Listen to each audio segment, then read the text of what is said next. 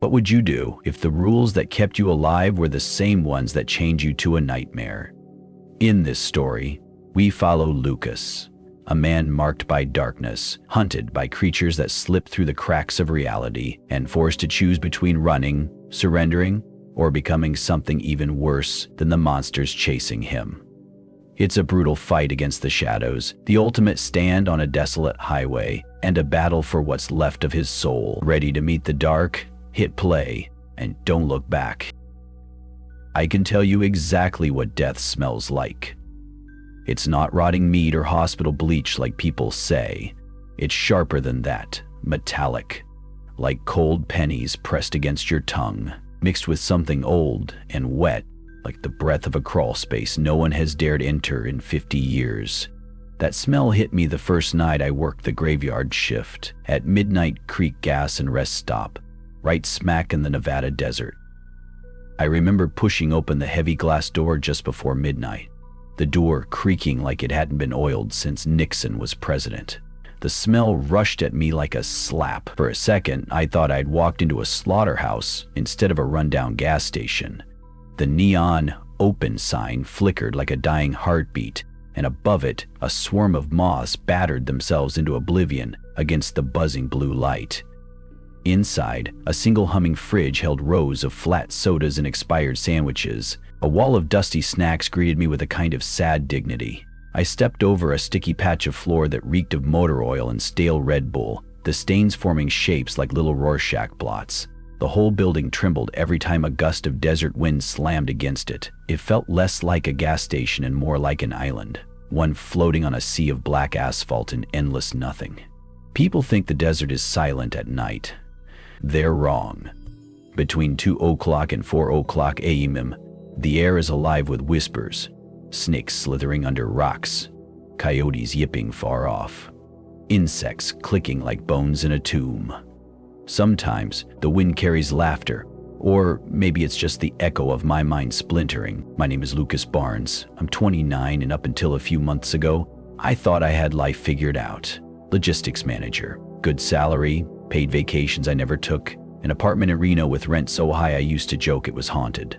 Then the layoffs came like a slow-moving tsunami. At first you hear rumors, a few nervous laughs in the hallway, then one day you're packing up your life in a cardboard box, pretending not to hear your coworkers crying in the bathroom stalls. I remember sitting in my car afterward, staring at my hands on the steering wheel, thinking, what the hell now? I was too proud to move back home to Vegas, too broke to stay in Reno. So when I saw an ad online for a night shift cashier and pump attendant with generous hazard pay, I didn't even blink. Midnight Creek was a dot on the map, barely a hiccup on Highway 95 between nowhere and never. But it promised silence. No boss breathing down my neck, no coworkers, no petty office birthdays, just me, a cash register, and the sound of my own thoughts. At least, that's what I thought. The first night, I parked my old Ford Ranger beside the cracked air machine. The desert moon was a white coin nailed to the sky, cold and watchful. I killed the engine, and for a moment the silence felt holy. Then out of nowhere, a hot wind whipped across the parking lot, lifting dust and wrappers in a swirling dance. I felt it slide over my skin like a set of cold fingers. I pulled my jacket tighter and stepped toward the store. The fluorescent lights inside were too bright, buzzing like a hive of angry hornets. My boots stuck to the floor with each step. I almost turned around right there. But then I saw the sign above the register. Do not leave your post between 12:48 IEM and 5:17 IE. I remember laughing out loud. The sound echoed off the walls like a gunshot in a church. What kind of twisted joke is this? Next to the sign was a small corkboard. On it, a single yellow post-it note, scrawled in tight handwriting. Follow the rules. Survive the shift to get paid. That was it. No explanation. No instructions about what the rules actually were. My first instinct was to call the manager, some guy named Ted I'd spoken to once on the phone. But my phone had no signal. Even when it did, no one ever answered the emergency line at Midnight Creek. I flicked on the old security camera monitors, their screens smudged with greasy fingerprints and dead pixels. They showed 4 angles of the gas pumps and the barren highway beyond. A tumbleweed rolled by at one point, like some cliché from a bad western.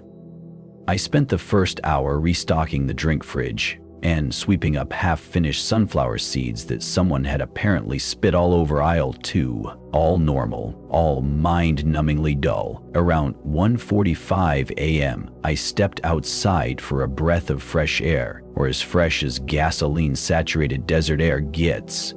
That's when I heard it. A faint humming, like an engine idling far off in the dark. At first I thought it was a car pulling up, maybe a long-haul trucker looking for coffee or a bathroom. But no headlights appeared.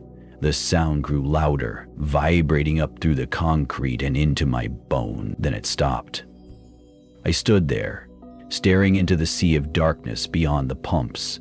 The smell of metal and rot rose again, stronger now, clawing its way down my throat. Something shifted in the shadows. I turned to run back inside, but my foot snagged on a hose, and I crashed into the ground. My elbow hit the pavement, pain lighting up my nerves like fireworks. When I pushed myself up, I saw it. A single figure standing at the edge of the lot, right where the moonlight died. Tall, thin, head tilted too far to the side, like it was studying me the way a butcher studies a pig before the cut. My breath caught in my chest. I scrambled backward, bumping into the ice machine. My hands fumbled for the door handle, the cold metal slipping under my sweaty fingers. Finally, I yanked it open and dove inside, slamming it shut behind me. I pressed my back against the door, heart pounding so loud it drowned out the buzzing lights. I dared to peek out the glass.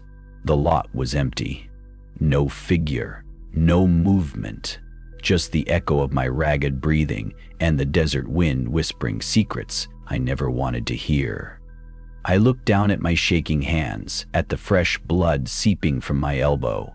I realized then that I'd stepped into something far bigger and older than a simple hazard pay job. The smell was no accident. The sign was no joke, and the post-it, that was a warning, a last prayer from whoever had come before me. My mind reeled, trying to find logic in a place where logic had no purchase. I felt the walls breathing around me, as if the station itself was alive and listening. Somewhere, a faint scratching started behind the racks of cheap sunglasses, like nails on a coffin lid. I stood there, frozen, every instinct in me screaming to run. But where? There was nowhere to go. I wasn't alone out here. And I was pretty damn sure that, by dawn, I wouldn't be Lucas Barnes anymore. I'd be something else. Or nothing at all. They don't tell you about the rules when you sign up. They don't tell you that hazard pay isn't about muggers or drunks or some tweaker trying to steal a Snickers bar at 3 a.m. No, what they should have said was, "Welcome to Midnight Creek. Try not to die. If you can't avoid that, at least try not to scream too loud." After I bolted myself inside that first night, I just stood there in the buzzing neon haze. Sweat ran down my neck in greasy rivers. The whole place smelled like burnt plastic and hot pennies. The scratching behind the sunglasses rack had gone silent. I told myself it was a rat, a big one maybe, but still just a rat. My hand found its way to the tiny black and white TV above the counter. Old local weather reruns flickered across the screen, some bright-smiled anchor warning about dust storms, dry lightning, and unexpected wildlife encounters. Hell of a euphemism. I sank into the ripped vinyl stool behind the counter, the cushion hissing as it gave way under me. My elbow throbbed from my fall outside, a purple bruise blooming like some twisted desert flower. I sat there, trying to slow my breathing, trying to believe that what I'd seen outside was just a mirage, a trick of moonlight on my tired brain. That's when I noticed it. A brown envelope tucked under the cash register. It hadn't been there earlier, or maybe I just didn't see it. My fingers trembled as I pulled it free. The envelope felt heavy, weighted with dread. On the front, in that same tight, paranoid handwriting from the post-it note, were 2 words: "Read first." I tore it open like a man opening his final eviction notice. Inside were 2 things: A folded letter and a list scrawled in frantic pen strokes, the ink smeared in places like whoever wrote it had been crying or bleeding or both. I started with the letter. Lucas, if you're reading this, congratulations. You're not dead yet. I didn't make it past night 3, so you're already tougher than me. Or dumber, hard to say. They don't tell you the truth in the job description. They never do. This place isn't just a gas station, it's a border checkpoint for things that don't belong here. And you're the last line of defense. You think that sounds heroic? It's not. It's survival, plain and simple. There are rules. Follow them to the letter. Don't ask why. Don't think you can outsmart them. The rules aren't just for your safety. They're for everyone who drives this lonely highway at night. If you screw up, people die. Or worse, they disappear in ways that'll haunt the edge of your dreams forever. If you're smart, you'll leave. But if you stay, you need to know. They watch, and they remember. Godspeed. Ted, my stomach flipped as I finished. My vision narrowed like I was looking down a tunnel. Ted, the manager who hired me, the guy I'd only heard once on a scratchy phone call. Now I knew why he never answered again. I picked up the list. My thumb left a dark smear across the corner. It read, Rules for Midnight Creek Gas and Rest Stop. Night shift only when a car pulls up with no headlights between 3:00 a.m. and 4:00 a.m. Do not look at the driver. Take whatever they hand you, say safe travels, and don't count the money until they leave. 2. If you hear knocking inside the store when no one is there, do not open any doors or check. It will stop after exactly 7 minutes. 3. If you see the same vehicle circle the lot 3 times in one night, lock the doors after the 3rd pass and do not unlock them until sunrise. 4. Never leave the station building between 12:48 a.m. and 5:17 a.m. In an emergency, run as far from the property as possible. Do not linger near the pumps. 5. If you see a pedestrian on the highway shoulder, press the yellow emergency button 3 times, then the red one once. Do not speak to them. Do not acknowledge them, even if they scream. 6. If a white van with Nevada plates 6H4GLX stops at the station, lock every door, turn off all lights, hide under the counter, and pray. Do not come out until either the van leaves or sunrise breaks. I dropped the paper like it had bitten me. My mind replayed the figure I'd seen outside, its head cocked to one side like a curious bird. Had I already broken one of the rules without even knowing? A wave of nausea rose up my throat. I staggered into the back office and dry heaved into a trash bin. The stench of old coffee grounds and bleach burned my nose. My head throbbed as if a fist was pounding on the inside of my skull. I kept thinking about the why. Why me? Why here? But Ted's words echoed in my head. Don't ask why. Don't try to outsmart them. I wiped my mouth and shuffled back to the counter. The letter lay there like a viper, waiting to strike again. I picked it up and read the final lines once more. They watch, and they remember. A metallic clink made me jump. I spun toward the front windows. A lone quarter rolled slowly across the floor, spiraling toward the snacks aisle before tipping over with a final, mocking clatter. My eyes darted around the empty station. The humming fridge, the flickering sign, the dead silence beyond the glass. I crawled forward, grabbed the quarter with shaking hands. It was ice cold, so cold it stung my fingertips. I dropped it into my pocket and crawled backward until my shoulders hit the wall. A minute passed, then 5, then 10. My mind screamed at me to leave, to run screaming into the desert, to take my chances with the coyotes and the sun and dehydration. But my feet stayed planted, because underneath the fear, deep in some broken part of me, I knew the truth. This wasn't an accident. I had come here for a reason, not because I wanted silence, not because I needed the money, because part of me wanted to disappear. Part of me wanted to test how far I could push the boundary between survival and surrender. And now I'd found the line. My watch read 2:37 a.m. EM, the hour of nothing, the hour of everything. I stared at the smudged rules again, my pulse pounding like a war drum. I started to whisper them out loud, repeating them like a prayer, like a dying man clutching a rosary on death row. Outside, the wind screamed, rattling the big glass windows in their frames. A shadow moved across the far pumps, slow, deliberate, as if it knew it had all the time in the world. The first night at Midnight Creek wasn't supposed to be like this. It was supposed to be boring, quiet, a paycheck with no witnesses. But the rules don't care about your plans. The rules don't care if you obey. And tonight, whether I liked it or not, I was about to learn exactly what happened when you broke them. By 2:55 a.m., the store felt like a tomb. I huddled behind the counter, my eyes glued to the grainy security monitors. 4 black and white feeds flickered in and out, each humming with static. Sometimes they just stuttered, showing a split sec of something I swear wasn't there before. A flash of a face too close to the camera, a hand pressed against the glass, a figure in the middle of the highway that vanished the next frame. But I couldn't look away. I read the list of rules for the 100th time, each word sinking deeper under my skin like splinters. That's when the monitor on the bottom left caught my breath.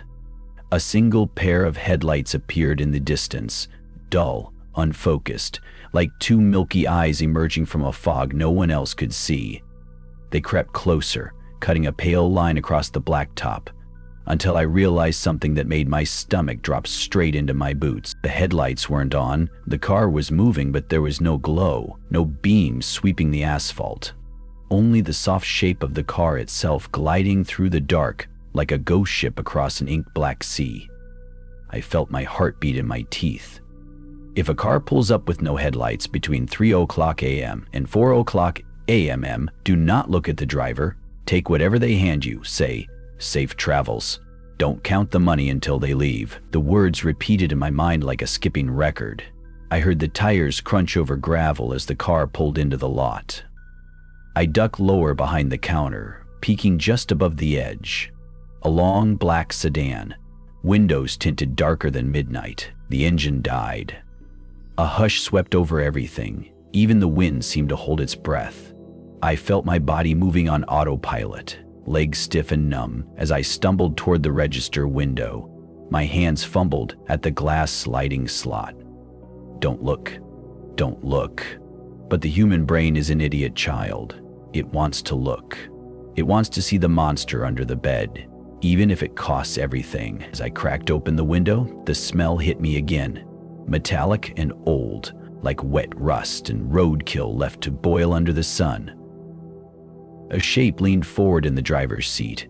I kept my head bowed, staring at the cash tray. A hand emerged from the window, long, skin like freezer-burned meat. Fingers too thin, too many knuckles, nails like cracked porcelain. It dropped a handful of coins into the tray with a soft clink, clink, clink. Each sound felt like a hammer on my spine. I forced out the words, "Safe travels." My voice cracked, halfway between a whisper and a sob. The hand lingered. For a heartbeat too long, it hovered over the tray, as if it might curl forward and snatch me by the hair. Then it retreated. I heard the faint click of the gears shifting. The car glided backward, turning with inhuman smoothness, and drifted out onto the highway again. As soon as it disappeared into the desert's endless dark, I slammed the window shut and stumbled back, nearly tripping over my own feet. I collapsed into the chair behind the counter, breathing in ragged gasps. My palms were slick with sweat. My shirt clung to my back like a second skin. I stared at the coins in the tray. They weren't quarters or nickels or any denomination I'd ever seen. 6 dull, tarnished coins. Symbols etched along their rims. Marks that shifted when I moved them in the flickering light, like they were alive, squirming under the surface. I wanted to throw them away, toss them into the trash or flush them down the toilet, but the rules said, don't count until they leave. I wasn't sure what counted as counting, but I didn't dare test it. I shoved the coins into a small Ziploc bag and stuffed it deep into my jacket pocket. My body felt like it had been run over by a truck. Every joint ached. My head pulsed with a high-pitched ringing. On the monitors, the road looked empty again, but something had shifted. The air felt heavier, like I was standing at the bottom of a lake. I could almost hear whispering, soft and close, as if someone was leaning in right behind my ear. I spun around so fast I nearly fell. Nothing. Just rows of candy bars and dusty energy drinks. I pressed my hands to my temples, trying to stop the world from spinning. Then, a knock. A single, deliberate knock from inside the storage closet behind the freezers. I froze. If you hear knocking inside when no one is there, do not open. Wait 7 minutes. 7 minutes. But every cell in my body screamed at me to check, to lock the door, to barricade it, to do something. I counted under my breath, voice shaking. 1 Mississippi, 2 Mississippi. With each second, the knock repeated, steady, slow. I felt sweat drip down my spine, soaking the waistband of my jeans. At minute 3, I thought I saw movement in the snack aisle, a dark shape darting just out of sight. At minute 5, the humming fridge began to buzz louder, its vibration rattling the metal shelves. At minute 6, my legs nearly gave out. My eyes darted to the clock, hands trembling so hard I could barely keep count. 7. The knock stopped instantly. The air shifted back to normal. The fridge buzz softened. The whispering vanished like it had never been there. I let out a sound, part whimper, part hysterical laugh. My whole body slumped forward, head nearly hitting the counter. Somehow I had survived. I knew, deep down, that tonight wasn't just a test. It was an initiation. I was no longer a man alone at a gas station. I was a keeper of secrets, an unwilling sentinel on the edge of something vast and hungry. Outside, the horizon was still black, the stars distant and uncaring. The highway shimmered under the moonlight, waiting for its next visitor. I looked down at my shaking hands and whispered to no one, "What the hell did I sign up for?" No one answered, but in the back of my mind I heard Ted's voice. They watch, and they remember. I don't remember exactly when I realized I wasn't alone in that place. Not just the figure outside, not just the knocks in the dark. I mean, really not alone. As if every inch of the station was alive, aware, watching me with 1,000 invisible eyes. After the knock stopped, I sat there in stunned silence, my heart thundering so hard I thought it might tear free from my ribs. My eyes flicked to the monitor again. Empty. The highway a black river under the moon, shimmering with heat even at this hour. Then a flash of movement. I leaned forward, squinting. A person, someone stumbling along the shoulder, half in and half out of the frame. They moved like their bones didn't fit inside their skin. Awkward, jerky, each step sending a shiver up my spine. I felt the paper in my pocket, the rules. My fingers fumbled them out again. Desperate, my eyes scanning. If you see a pedestrian on the highway shoulder, press the yellow emergency button 3 times, then the red one once. Do not speak to them. Do not acknowledge them. Even if they scream. I looked up. The figure was closer now, right at the edge of the lot. A woman, or what looked like one. She wore a tattered sundress that clung to her bony frame like wet tissue paper. Her head turned sharply toward the station. I dropped below the counter, heart hammering against my throat. I crawled across the floor to the emergency panel. My fingers found the yellow button. I pressed it once, twice, 3 times, then the red one. A muffled mechanical click echoed somewhere in the walls, followed by a deep, low hum beneath the floor, like a buried engine coming to life. Outside, the woman began to scream. It was a sound that didn't belong in this world. Not a human scream, not even an animal's. It started as a high, reedy wail, then dropped into a guttural snarl that rattled the glass panes. I clamped my hands over my ears, but it didn't help. The sound crawled inside me, wriggling into my brain like a nest of insects. I risked a peek above the counter. She stood right at the window now, face inches from the glass. Her skin looked stretched, paper thin, so thin I could see dark veins writhing underneath. Her eyes were 2 black pits, no whites, no irises, just endless holes. Her mouth was open too wide, splitting her cheeks in long, tearing cracks. Her jaw jutted out at an impossible angle, the edges of her teeth sharp as broken glass. She slammed her hands against the window, palms leaving smears of some black, tar-like liquid. She mouthed something, over and over. "Let me in." My body shook so violently I could barely keep standing, but I didn't move. I didn't speak. I remembered the rules. I held on to them like a drowning man clutches a rope. The hum beneath the station grew louder, vibrating through the soles of my boots, up my spine, rattling my teeth. Then, abruptly, the woman turned. She tilted her head one last time toward the window, as if disappointed, then walked back into the desert. She didn't limp or shuffle this time. She glided, her feet barely touching the ground. I stayed frozen until she was gone. Only then did I collapse to the floor, gasping like a fish out of water. I wanted to throw up. I wanted to claw my own skin off and run screaming into the black sand beyond the pumps, but I stayed. I don't know why. Maybe because I didn't believe in miracles, or because I'd already given up long before tonight, even if I hadn't admitted it to myself. I crawled back to the counter and sat with my back against it. My head thudded against the wood. I felt the faint warmth of dawn on the horizon, a dull blue glow far, far away. But it wasn't time yet. Not safe yet. I looked down at my shaking hands. Then I saw it. A new piece of paper taped under the counter. A small sticky note in that same scrawled handwriting as the rules. Not bad. But it only gets harder from here. My heart stumbled, skipped a beat. I ripped the note off and crumpled it in my fist, but the words had already burned themselves into my mind. Somewhere inside me, something cracked. Not fear, not quite rage either.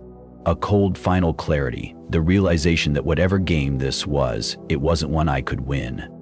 The best I could do was play long enough to survive another night. My watch read 3:47 a.m., still 30 minutes to go. I stood up, legs shaking. I turned off the exterior lights, flipped the switch that locked the front door, and dragged a heavy rack of soda crates in front of it. I knew it wouldn't help, not really, but it gave my hands something to do besides trembling. I grabbed a marker from the counter and wrote on my forearm in big ugly letters, "Follow the rules." Because when the mind starts to go, when the line between hallucination and reality smears into gray sludge, you need something physical. Something to anchor you to the world. I sat back down and listened. To the hum beneath my feet, to the whisper of sand scratching the windows, to my own pulse echoing in my ears like a distant drum. Despite all the distraction, there was power. Something like a whispered hope. When I closed my eyes, I saw her face again, that gaping black mouth, the cracks tearing her cheeks apart. And in that moment, I understood something Ted hadn't written in his letter. The rules weren't made to protect me. They were made to protect them from me, or maybe to protect the rest of the world from what this place really was.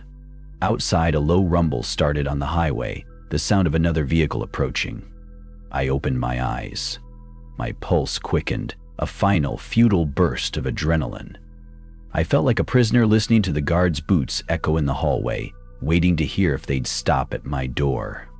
I took a breath, and for the first time all night, I felt it hit all the way to the bottom of my lung. There was no way out, only through, and I wasn't sure who or what I'd be on the other side. By 3:50 a.m., I was no longer sure if I was awake or hallucinating. Every second felt like it dragged its own razor blade across my nerves. The air inside the station was thick, humid with my own sweat and the cloying metallic stink that now seemed to seep from the walls themselves. I kept staring at the monitors, fingers drumming the countertop like they had a mind of their own. That's when I saw it. A pair of headlights in the far lane of the highway. Normal, right? Just a car, maybe some late-night trucker trying to beat the morning rush. Except it wasn't normal. It was the same car. A silver sedan with a big dent on the passenger door, cracked front bumper, a little tree-shaped air freshener dangling from the rearview mirror. I recognized it instantly because I'd seen it twice already that night. The first time, it pulled in for gas. A young woman stepped out, asked if we sold Red Bull. Her eyes were hollow, her voice too bright, like someone trying to sound cheerful at a funeral. She left after a few minutes, driving off into the black desert. Second time, she circled back in the opposite direction. I thought she might have forgotten something, but she didn't stop. Just coasted by, slow, like she was searching for something she dropped. Now she was back. If you see the same vehicle, circle the lot 3 times in one night. Lock the doors after the 3rd pass, and do not unlock them until sunrise. The words punched into my skull like nails. I scrambled to the door. My fingers slipped on the latch, sweat pouring from my forehead into my eyes. I managed to slam it shut and turn the lock just as the sedan rolled into the lot. Through the glass, I saw her face. She wasn't looking at the pumps this time. She was staring straight at me. Her mouth moved slowly, soundlessly. I pressed my forehead to the door, trying to read her lips. "Let me in." Her eyes were no longer hollow. They were empty, deep, swirling pits that seemed to pull at the edges of my vision, like I might fall through them and keep falling forever. I stumbled back, almost tripping over a stack of Gatorade boxes. She kept circling the lot, slow, methodical, like a predator toying with prey. Every few seconds she turned her head sharply toward the door, her lips moving in that same silent plea, "Let me in." I covered my ears. I didn't want to hear her voice, didn't want to imagine what she sounded like now. She finished her 3rd pass and parked right in front of the window. For a moment, she just sat there, engine humming, headlights off. Then the driver's doors swung open. She stepped out, her feet hitting the asphalt with a soft thud that echoed inside my skull. Her movements were jerky, almost marionette-like, limbs bending too far, knees buckling at strange angles. She shuffled toward the glass, her eyes locked on mine. She pressed both palms against the window, and I saw something dark and sticky run down her wrists. Her forehead hit the glass with a sickening thunk. Again, thunk. Again, thunk. A hairline crack snaked through the glass, spreading like a spider web. I pressed my back to the counter, my legs useless lumps of meat. She pulled her head back and grinned. Her teeth were wrong, all of them filed into sharp points, like a row of broken glass bottles. Then she spoke. This time I heard it. "Let me in, Lucas." Hearing my name from her mouth felt like a blade slipping between my ribs. My lungs seized. My vision tunneled. I clawed at the edge of the counter, dragging myself up, forcing my eyes away from her. I needed to get to the back room. I needed distance. She began to slam her fists against the glass, each hit rattling the frames. I stumbled toward the emergency panel. My fingers hovered over the buttons, but none of them seemed right. None of them would stop her.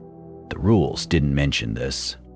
I turned to see her crawl up the window, literally crawl, like an insect. Her spine arched, elbows bent backward, her head cocked upside down. She pressed her face to the crack. "Lucas, open the door." I dropped to the floor and crawled under the desk, heart pounding so loud I thought it might shatter my eardrums. I squeezed my eyes shut. "Don't listen. Don't look. Don't react."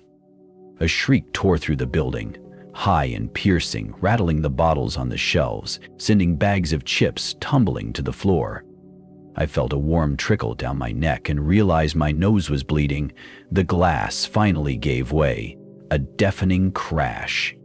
I curled into a ball, hands over my head, waiting for the cold fingers to wrap around my ankles to drag me out into the night.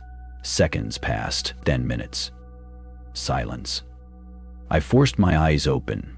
Through the mess of shattered glass and spilled snacks, I saw the sedan pulling away, headlights off, slipping into the darkness as if nothing had happened.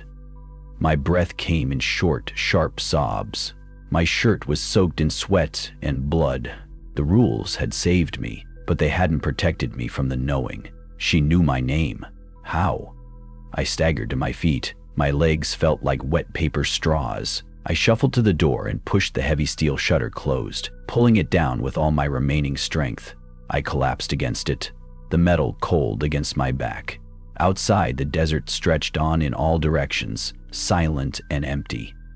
But I knew better now. I knew it wasn't empty. Somewhere out there, she waited, watching, smiling that broken glass smile. The horizon began to glow, a thin purple line crawling upward. Dawn was coming, but dawn didn't mean safety.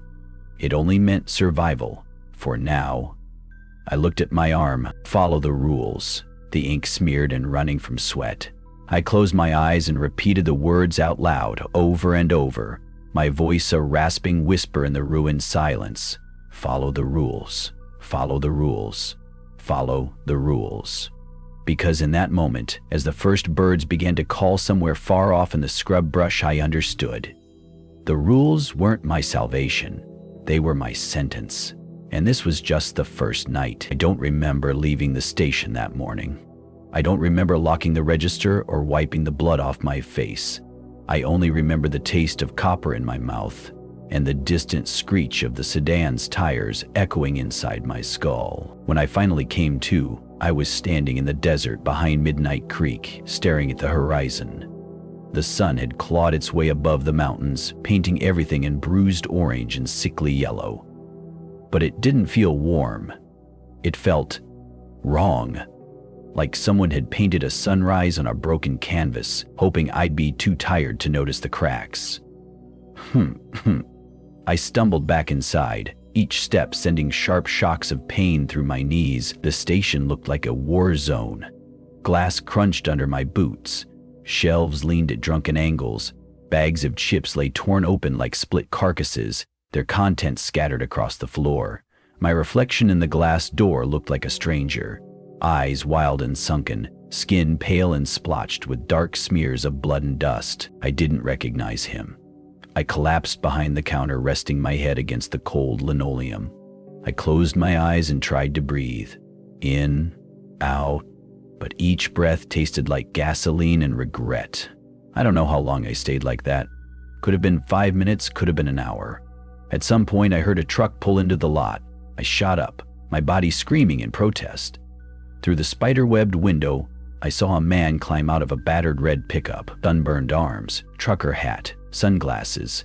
He looked normal, painfully, beautifully normal. He ambled inside, the door chime jingling like a church bell in a ghost town. "Morning," he drawled, his voice low and scratchy from years of cigarettes and bad diner coffee. I tried to answer, but my voice broke into a ragged croak. His sunglasses slid down his nose as he looked around the wreckage. "You okay there, partner?" I opened my mouth again. Nothing. "Jesus," he muttered, stepping forward. "You look like you wrestled a bobcat." He set a cold Gatorade bottle on the counter and pushed it toward me. I grabbed it with shaking hands and chugged half of it in one go. The man whistled low. "Rough night?" I laughed then, a sharp, ugly sound that scraped out of my throat like a blade. He just nodded slowly, as if he'd heard that kind of laugh before. "Yeah," he said finally. "They don't tell you about the night people out here, do they?" Something in his voice made me pause. He tapped the counter with 2 fingers, his nails yellow and cracked. "Don't worry. I've been driving these roads 30 years, seen plenty of shit. You'll learn." He turned to leave. On impulse, or maybe desperation, I called after him.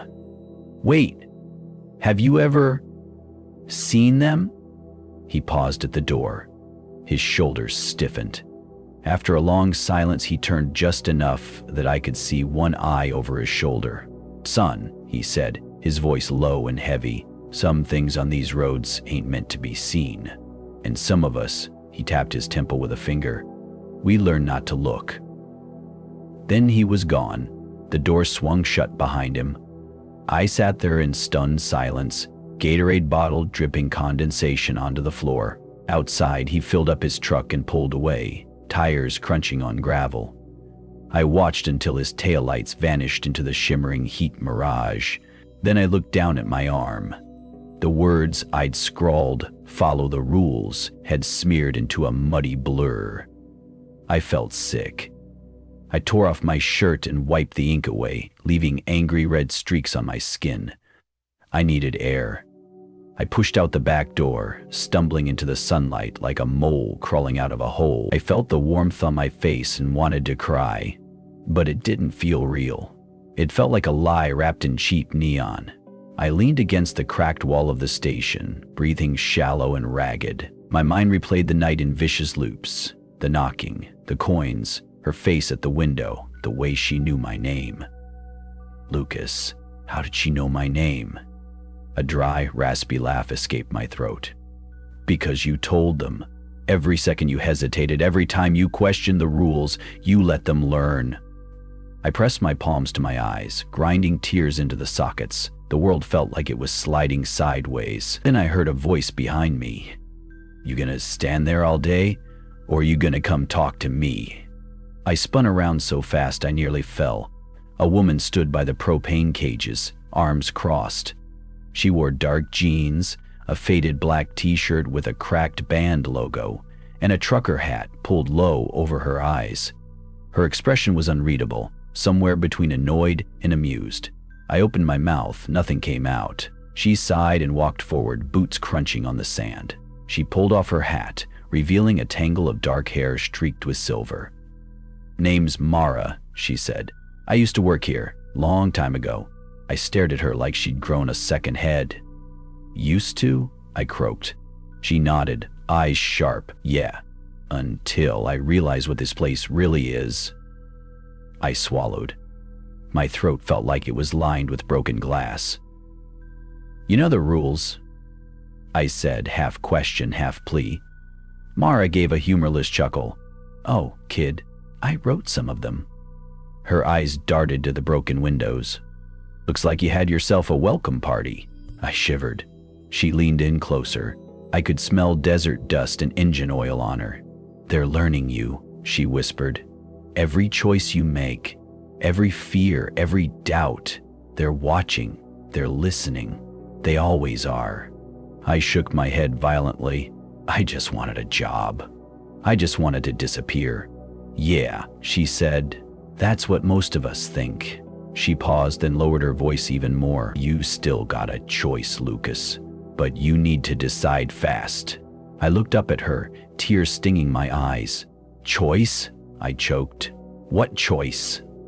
Mara leaned back and put her hat on again. Her silhouette against the sun looked almost inhuman for a second. Too tall, too thin. You can leave now and never come back, she said, her voice almost gentle. Or you stay and become one of us. My mind reeled. Leave? Stay? No real choice at all. But in the pit of my stomach, in that small rotting place where hope used to live, I knew what I would choose. Because some roads, once you start down them, don't ever let you turn back. And some stations, once they know your name, never really let you leave. The word choice echoed inside my skull like a bullet ricocheting off concrete. Mara stood there, silent and watchful, her face carved from desert stone. The sun beat down on us both, but she didn't seem to sweat or squint. She looked like she belonged to the heat, part of it. Me? I felt like I was melting from the inside out. You don't get it, I rasped. I can't just walk away. They know me now. They said my name? Mara's eyes flickered, but she didn't move. Yeah, she finally said. They always learn the names. That's how they mark you. Once they know you, they don't forget. A sudden wind kicked up, sending sand stinging across my face. I turned away, coughing, and when I looked back, Mara was closer. Close enough for me to see the scars that ran down the side of her neck. Thin white lines like lightning strikes frozen into flesh. What happened to you? I asked, my voice weak as a dying battery. She tilted her head, almost like she was deciding if I deserved the truth. I broke Rule 4, she said. I left the station during the forbidden window. Thought I could outrun them.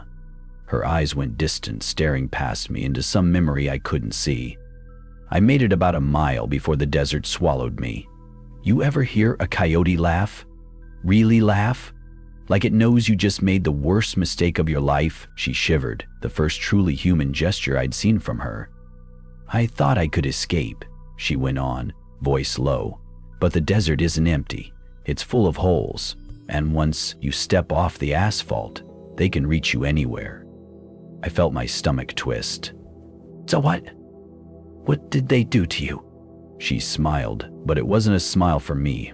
They didn't kill me, Lucas. They remade me. Her fingers twitched at her sides, as if she wanted to show me something but couldn't quite bring herself to do it. Instead, she reached up and tapped the side of my head with 2 fingers.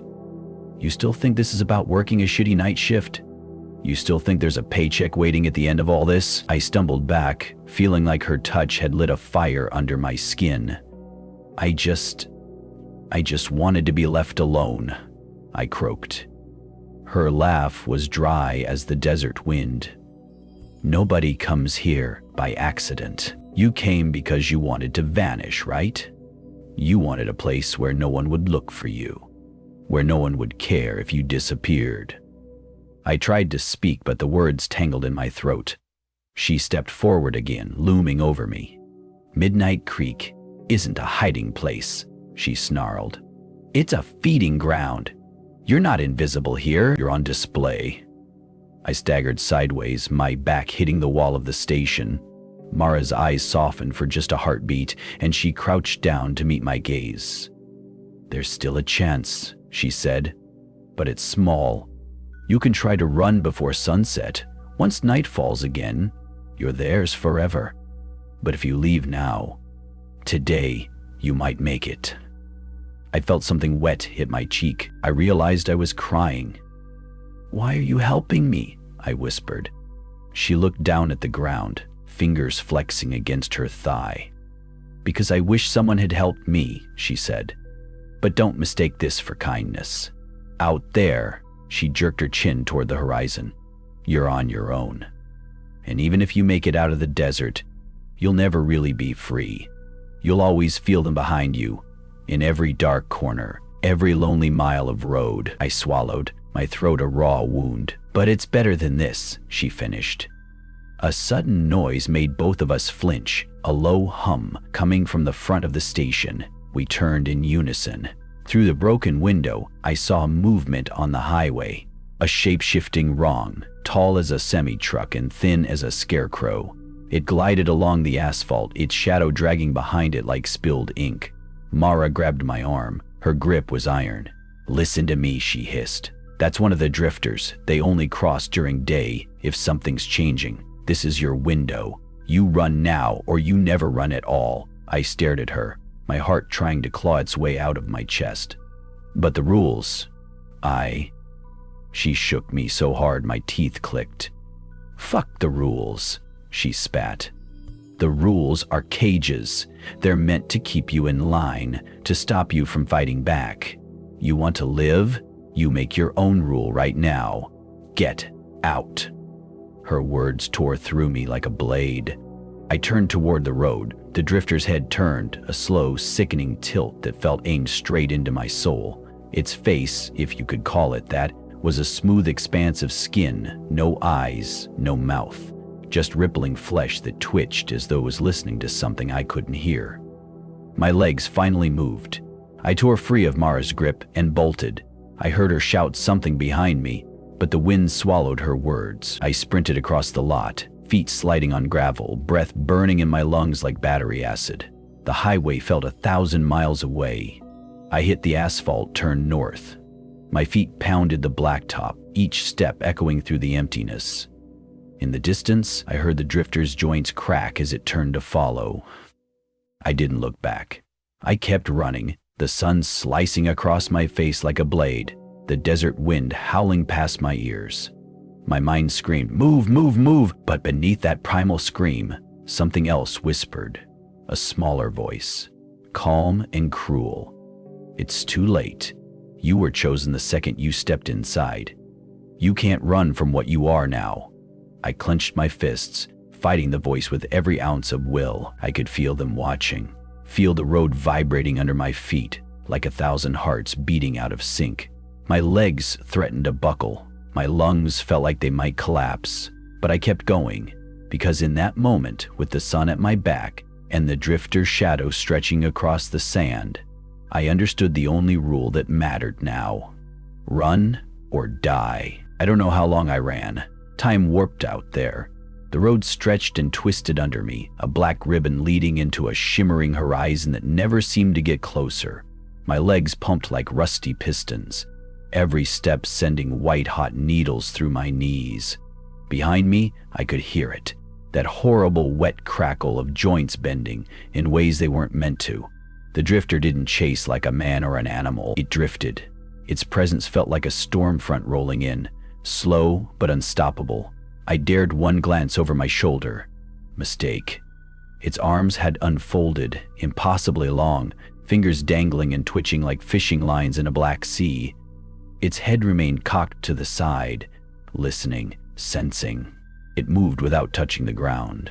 My breath caught in my throat. I faced forward again and forced my legs to move faster.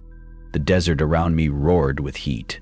Waves rose off the asphalt, making the world ripple like an oil painting melting in the sun.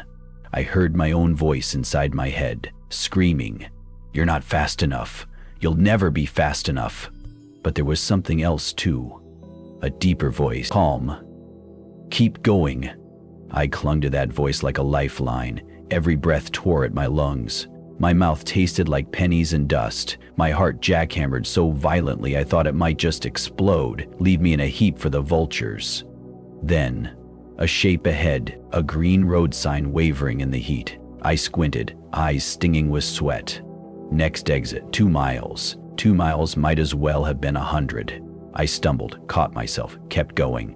Somewhere behind me, I heard a low, drawn-out moan that made my bones vibrate. It wasn't a human sound. It wasn't even an animal sound.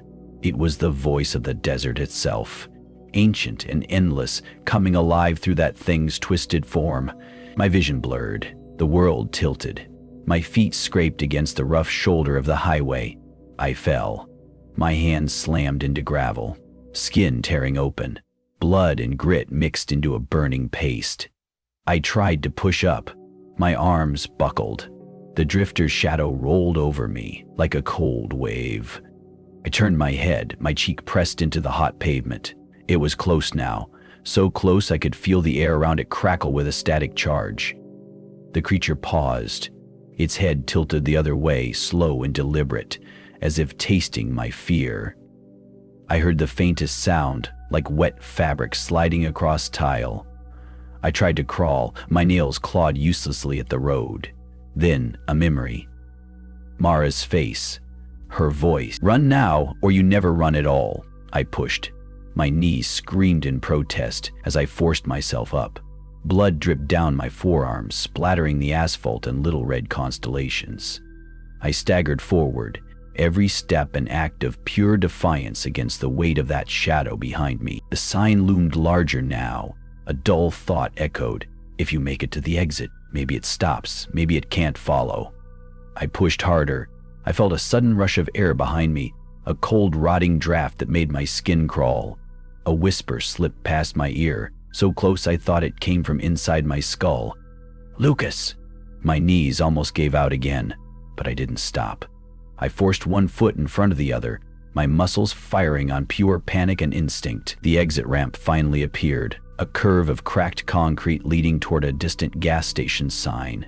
A different one, not Midnight Creek. I veered onto it, legs wobbling like overcooked noodles. The moment I hit the off-ramp, I felt the air shift. The weight behind me faltered, as if the drifter had hit an invisible wall. I turned, gasping, my whole body trembling so violently I thought I might shake apart. It had stopped at the base of the ramp. It hovered there, twitching, its arms hanging limp, its blank face turned toward me, head cocking again in that impossibly slow, almost curious motion. I stared back, too broken to scream or run anymore. A final, shuddering moan escaped its body, echoing across the flat desert like a funeral bell. Then, It folded in on itself. Its arms drew inward, its head sank, its torso collapsed, like an empty sack.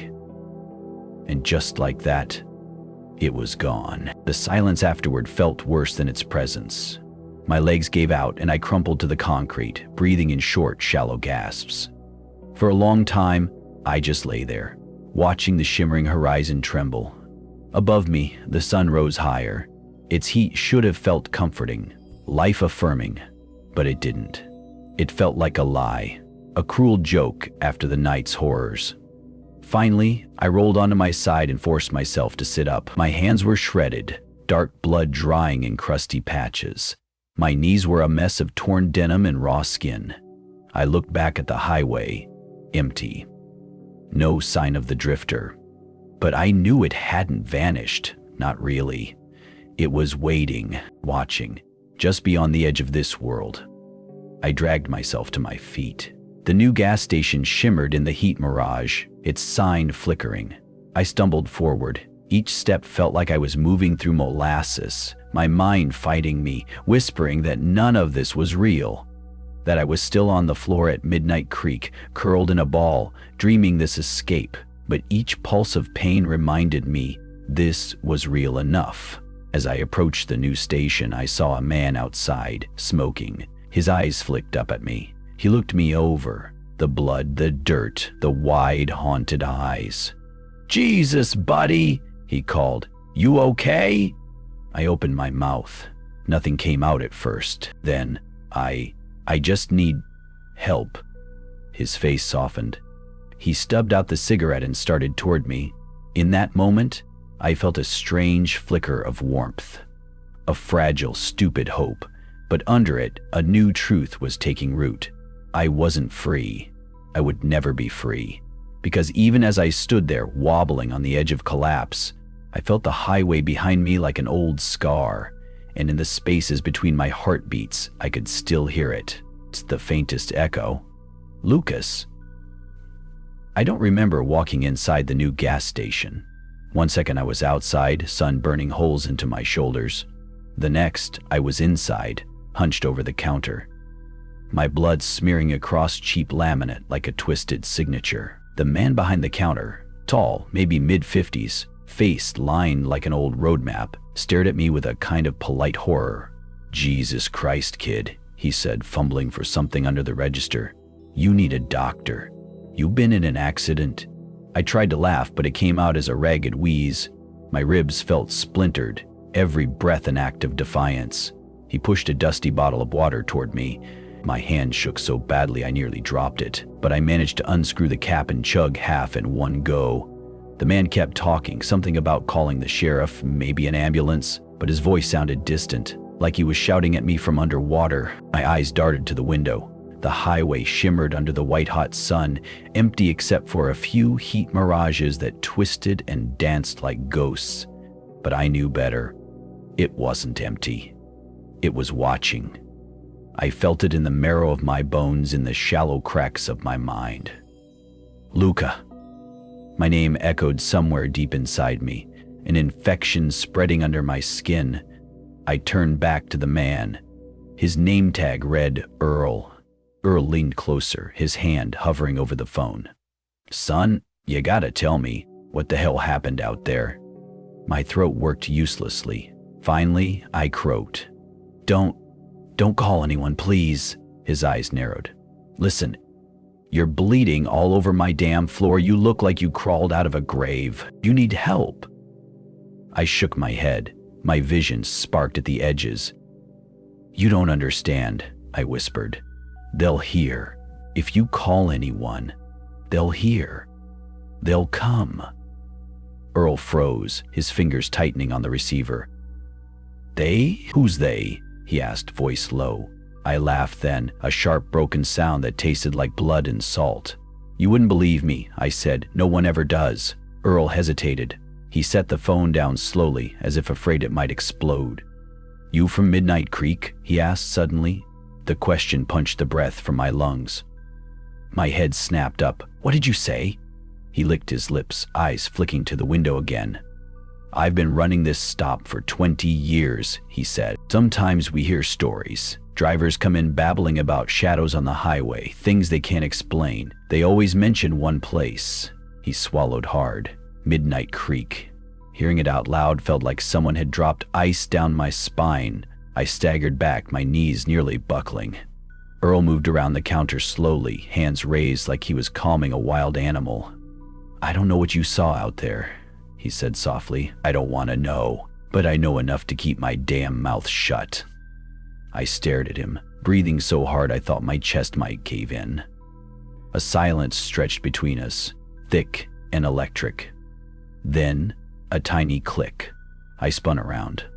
At the end of the aisle stood a payphone, ancient, yellowed plastic, the receiver dangling. The line crackled. "Lucas." I bolted toward it, slamming the receiver back onto the cradle. I stood there, hands still gripping the cracked plastic, every nerve screaming. Earl appeared behind me, his face pale. "Son, you need to get the hell out of here," he said. "Now." I turned to face him. "Where?" I croaked. "Where the fuck can I go?" He hesitated, then pointed out the window toward the north. "Only one place they won't follow," he said. "Old mining town up that way, abandoned since the 60s. Locals say it's cursed, but maybe that's the point." I swallowed, my throat a raw, burning tunnel. "Why are you helping me?" I asked. His eyes met mine, haunted. "Because a long time ago, I didn't," he said, "and I still hear them every night." A low, rattling sound started to rise in the air around us. Earl flinched. "Go," he hissed. "Get moving, before they find another way in." I didn't wait to argue. I staggered to the door, my legs barely obeying. As I stepped outside, the desert heat slapped me across the face. I looked back, once. Earl stood in the doorway, staring after me, his face set in a grim mask. I nodded to him, a silent thank you neither of us could afford to say out loud. Then I turned north. The highway stretched on forever, shimmering in the midday haze. My legs moved like they belonged to someone else, each step pulling me deeper into some silent promise I didn't understand. As I limped forward, I felt something shift inside me. A new awareness. A thread connecting me back to Midnight Creek, to that drifter, to Mara. I could feel them, like phantom limbs brushing against my consciousness, reminding me I wasn't alone and never would be again. A whisper curled around my ear, sweeter this time, almost comforting. "Lucas, we're waiting." I gritted my teeth, shoving the voice aside, focusing on the road ahead. In the old mining town, the last place left, my only chance to cut the cord or vanish completely. I forced my feet to keep moving, even as every cell in my body screamed to collapse. As I walked, the desert sun pressed down like a hand trying to flatten me into the asphalt. But beneath all the pain, all the exhaustion, there was something else. A spark. A dangerous, flickering spark of defiance. I wasn't done yet, not by a long shot, and if they wanted me, they'd have to come get me. I don't know how long I ran. Time warped out there. The road stretched and twisted under me, a black ribbon leading into a shimmering horizon that never seemed to get closer. My legs pumped like rusty pistons, every step sending white-hot needles through my knees. Behind me, I could hear it, that horrible wet crackle of joints bending in ways they weren't meant to. The drifter didn't chase like a man or an animal. It drifted. Its presence felt like a storm front rolling in, slow but unstoppable. I dared one glance over my shoulder. Mistake. Its arms had unfolded, impossibly long, fingers dangling and twitching like fishing lines in a black sea. Its head remained cocked to the side, listening, sensing. It moved without touching the ground. My breath caught in my throat. I faced forward again and forced my legs to move faster. The desert around me roared with heat. Waves rose off the asphalt, making the world ripple like an oil painting melting in the sun. I heard my own voice inside my head, screaming, "You're not fast enough. You'll never be fast enough." But there was something else too. A deeper voice, calm. "Keep going." I clung to that voice like a lifeline. Every breath tore at my lungs. My mouth tasted like pennies and dust. My heart jackhammered so violently I thought it might just explode, leave me in a heap for the vultures. Then, a shape ahead, a green road sign wavering in the heat. I squinted, eyes stinging with sweat. Next exit, 2 miles. 2 miles might as well have been 100. I stumbled, caught myself, kept going. Somewhere behind me, I heard a low, drawn-out moan that made my bones vibrate. It wasn't a human sound. It wasn't even an animal sound. It was the voice of the desert itself, ancient and endless, coming alive through that thing's twisted form. My vision blurred, the world tilted. My feet scraped against the rough shoulder of the highway. I fell. My hands slammed into gravel, skin tearing open, blood and grit mixed into a burning paste. I tried to push up. My arms buckled. The drifter's shadow rolled over me like a cold wave. I turned my head, my cheek pressed into the hot pavement. It was close now, so close I could feel the air around it crackle with a static charge. The creature paused, its head tilted the other way, slow and deliberate, as if tasting my fear. I heard the faintest sound, like wet fabric sliding across tile. I tried to crawl, my nails clawed uselessly at the road. Then, a memory.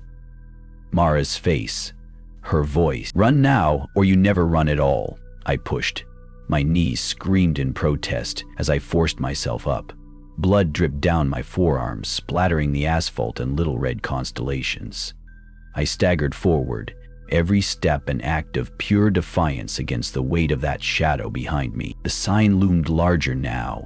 A dull thought echoed, "If you make it to the exit, maybe it stops, maybe it can't follow." I pushed harder. I felt a sudden rush of air behind me, a cold, rotting draft that made my skin crawl. A whisper slipped past my ear, so close I thought it came from inside my skull.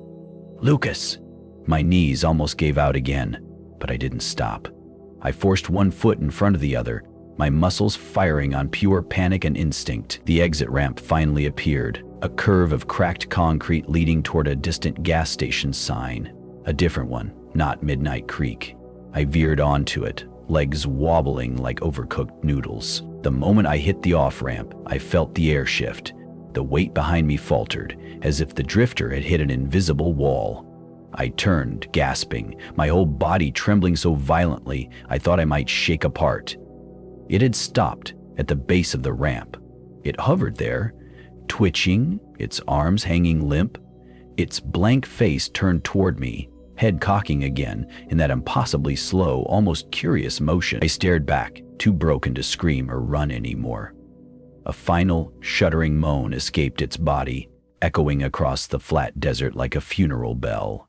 Then, it folded in on itself. Its arms drew inward, its head sank, its torso collapsed, like an empty sack. And just like that, it was gone. The silence afterward felt worse than its presence. My legs gave out and I crumpled to the concrete, breathing in short, shallow gasps.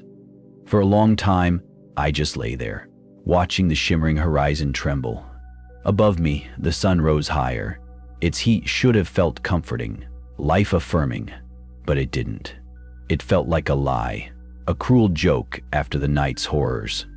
Finally, I rolled onto my side and forced myself to sit up. My hands were shredded, dark blood drying in crusty patches. My knees were a mess of torn denim and raw skin. I looked back at the highway, empty. No sign of the drifter. But I knew it hadn't vanished, not really. It was waiting, watching, just beyond the edge of this world. I dragged myself to my feet. The new gas station shimmered in the heat mirage, its sign flickering. I stumbled forward. Each step felt like I was moving through molasses, my mind fighting me, whispering that none of this was real, that I was still on the floor at Midnight Creek, curled in a ball, dreaming this escape. But each pulse of pain reminded me this was real enough. As I approached the new station, I saw a man outside, smoking. His eyes flicked up at me. He looked me over. The blood, the dirt, the wide, haunted eyes. "Jesus, buddy," he called. "You okay?" I opened my mouth. Nothing came out at first. Then I I just need help. His face softened. He stubbed out the cigarette and started toward me. In that moment, I felt a strange flicker of warmth.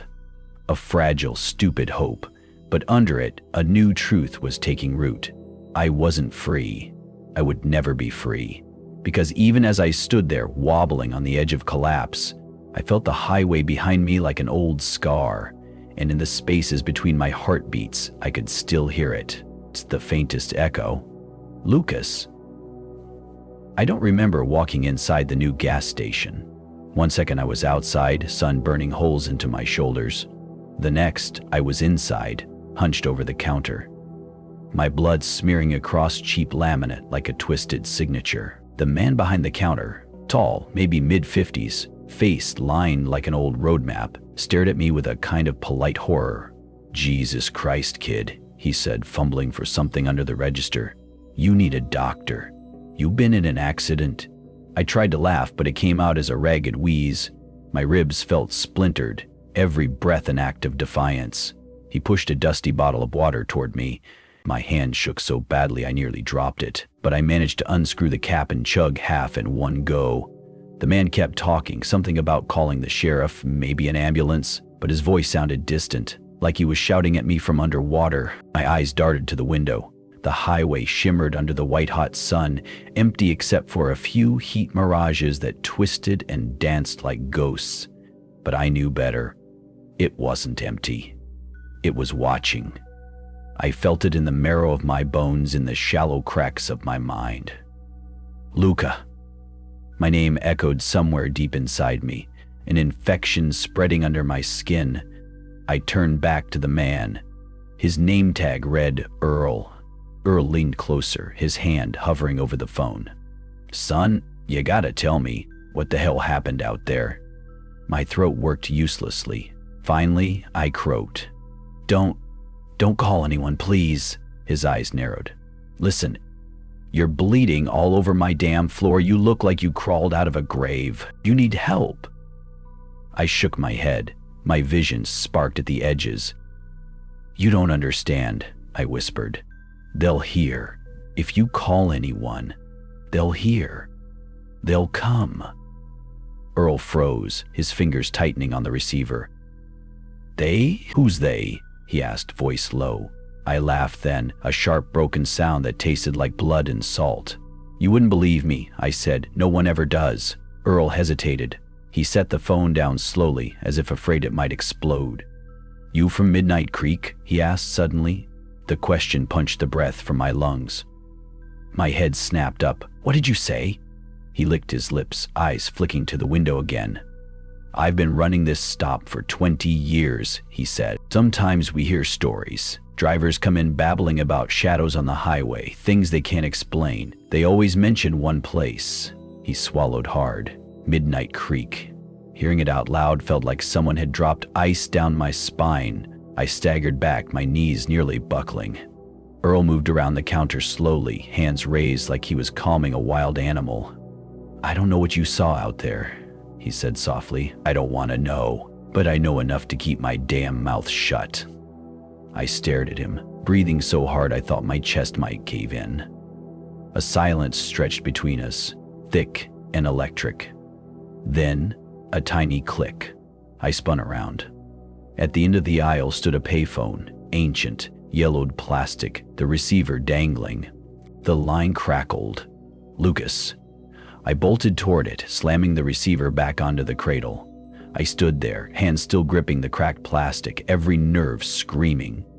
Earl appeared behind me, his face pale. "Son, you need to get the hell out of here," he said. "Now." I turned to face him. "Where?" I croaked. "Where the fuck can I go?" He hesitated, then pointed out the window toward the north. "Only one place they won't follow," he said. "Old mining town up that way, abandoned since the 60s. Locals say it's cursed, but maybe that's the point."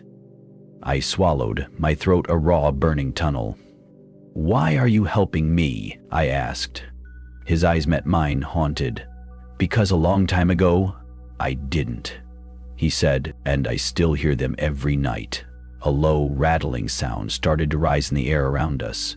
Earl flinched. "Go," he hissed. "Get moving before they find another way in." I didn't wait to argue. I staggered to the door, my legs barely obeying. As I stepped outside, the desert heat slapped me across the face. I looked back, once. Earl stood in the doorway, staring after me, his face set in a grim mask. I nodded to him, a silent thank you neither of us could afford to say out loud. Then I turned north. The highway stretched on forever, shimmering in the midday haze. My legs moved like they belonged to someone else, each step pulling me deeper into some silent promise I didn't understand. As I limped forward, I felt something shift inside me.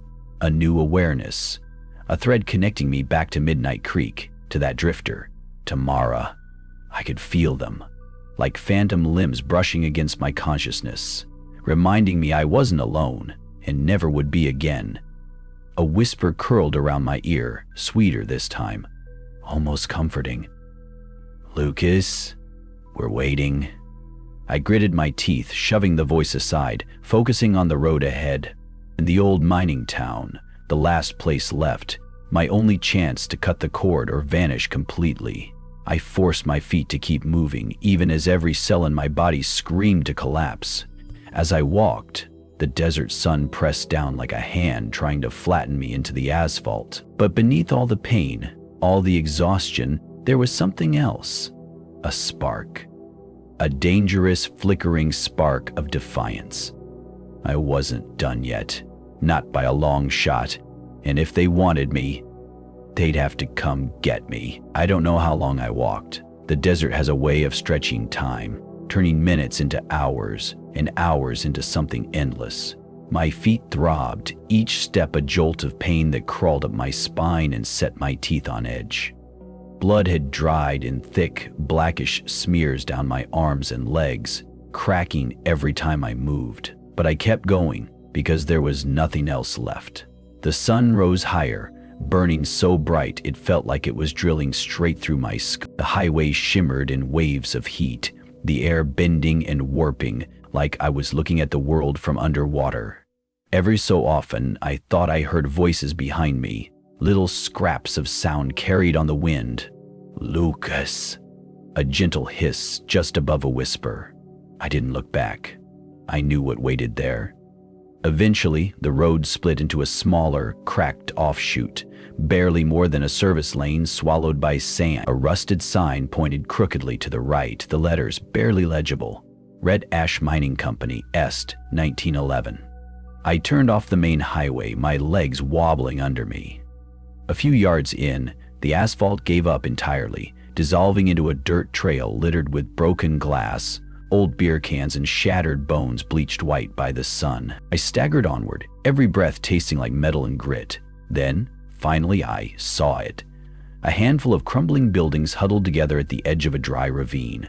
Roofs caved in, windows blown out, wooden beams sticking up like broken ribs. Red ash. It looked like a place that hadn't been alive in decades. As I limped into the town, the air shifted, heavy, static, buzzing like 1,000 trapped wasps. I collapsed against a leaning storefront, my head spinning. A faded sign hung above the door, Miner's Supply in general. I forced myself inside. The interior was a tomb, dust thick enough to choke a mule, rusted shelves lined with ancient cans of beans, and bottles of medicine that had turned to brown sludge. I dropped to my knees, hacking up dry coughs that left coppery flecks on the floor. Then, a sound. Footsteps. I froze, my breath caught halfway up my throat. Through the haze of dust, a figure moved at the back of the store. Tall, thin. At first I thought it was the drifter again. My whole body went rigid, but as the shape stepped into the sliver of light leaking through a broken window, I realized it was human. A man, maybe mid-40s. His face was sunburned and cracked, as if it had been left out in the desert too long. His eyes were pale, almost colorless, darting around like a lizard's. He wore an old mining jacket, sleeves torn, and a battered cowboy hat sat crooked on his head. He looked at me, his mouth twisting into a sharp grin that felt more like a threat than a welcome. "Well, I'll be damned," he croaked. His voice sounded like rocks grinding together. A new pilgrim. I tried to stand, but my knees buckled. He chuckled and shuffled closer, leaning down to peer into my face. They always think they can outrun it, he said. They think if they just make it here, they're safe. His breath stank of rotten old cigarettes. I forced words out past the razor blades in my throat. Please, I just need help. He laughed, a wet, hacking sound. Help? Boy, this place ain't for help. This place is for the forgotten, for the ones who know there's nowhere else left to run. He stood upright, arms spreading as if to welcome me to some demented church. This town, he said, voice rising, this town is the last stop before the end of the world, before they take you completely. I shook my head, trying to crawl backward, but my body was all static and pins and needles. You don't get it yet, do ya? He asked, stepping over me. Midnight Creek ain't just a place, it's a mouth, a hungry mouth that chews up the lost and spits out something else. Something worse. He leaned closer, his pale eyes locking onto mine. And once it's tasted you, it always knows where you are. A wave of nausea hit me so hard I nearly blacked out. I thought of the drifter, of Mara, of Earl, of that soft voice whispering my name across the sand. I gagged, bile rising up the back of my throat. The man grabbed me by the collar and hauled me up like a rag doll. You brought it here, he snarled. Now we all gotta pay. He shoved me out the door, and I crashed into the dirt, dust exploding around me. I rolled onto my back, coughing, the sun a burning hole above me. When my vision cleared, the man was gone. The entire street lay empty, silent as a grave. But the air felt thicker now, charged, electric. I heard it again, that distant crackle of joints, that low, hungry moan. My heart skipped. I pushed myself up, wobbling. At the end of the main street, just beyond the last crumbling shack, the desert shimmered like a curtain lifting, and through it stepped the drifter, its head cocked, sensing, its arms unfolded, impossibly long, fingers dragging across the sand. I stumbled back, bumping into the broken wall behind me. There was no more running, no more hiding. My mind screamed at me to move, to fight, to do something, but I stood frozen, my breath tearing in and out in shallow, useless bursts. The drifter glided forward, slow and patient, as if savoring each inch. I pressed a bloodied hand to my chest, feeling my heartbeat stutter. Lucas. The voice curled around me, soft and final. My knees gave out. I collapsed onto the dirt, my eyes locked on the creature as it drew closer. And in that moment, in that sun-scorched, dust-choked final moment, I felt it, that small, defiant spark inside me, flickering like a candle in a hurricane. I wasn't ready to go quietly. Not yet. I hit the dirt so hard my teeth clacked together. Dust filled my mouth, my nose, my eyes. It clung to my skin like a burial shroud. The drifter moved closer, its joints cracking and popping like logs on a fire. Its head tilted back and forth, tasting the air. I felt it inside me now, not just behind me, but inside, every nerve, every drop of blood. The infection had taken hold the moment I set foot at Midnight Creek, maybe even before that. Maybe the second I read the job posting. My fate had already been signed in some cosmic ledger I'd never see. My fingers dug into the dirt. I scraped up fistfuls of sand and bone fragments, trying to push myself backward. My arms felt like wet ropes. The drifter's face, if you could even call it that, smoothed out as it approached. Its skin rippled like pond water. No eyes, no mouth. Just a blank expanse that seemed to vibrate with 1,000 hidden voices. I wanted to scream, but no sound came out. It glided to a stop a few feet from me. A long, delicate hand rose, each finger bending at odd angles. It reached forward, hovering just inches from my face. I could feel the cold coming off it. Not like ice, but a cold that felt ancient and deep, like the bottom of a mine shaft no light had ever touched. My head filled with static. Lucas! The voice wasn't a whisper now. It was a chorus, a tide crashing through my skull. I clutched my temples, digging my nails into my scalp, trying to shut it out, but the voice pushed deeper.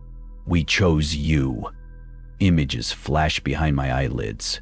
Mara screaming in the dark, Earl's haunted eyes, the woman at the window, her mouth split wide open, and then I saw myself behind the counter at Midnight Creek. The door chime ringing, coins clinking into the tray, headlights flickering in the black. I saw my reflection in the cracked glass, but it wasn't me anymore. It was hollow, smooth-faced, a new drifter waiting to take my place.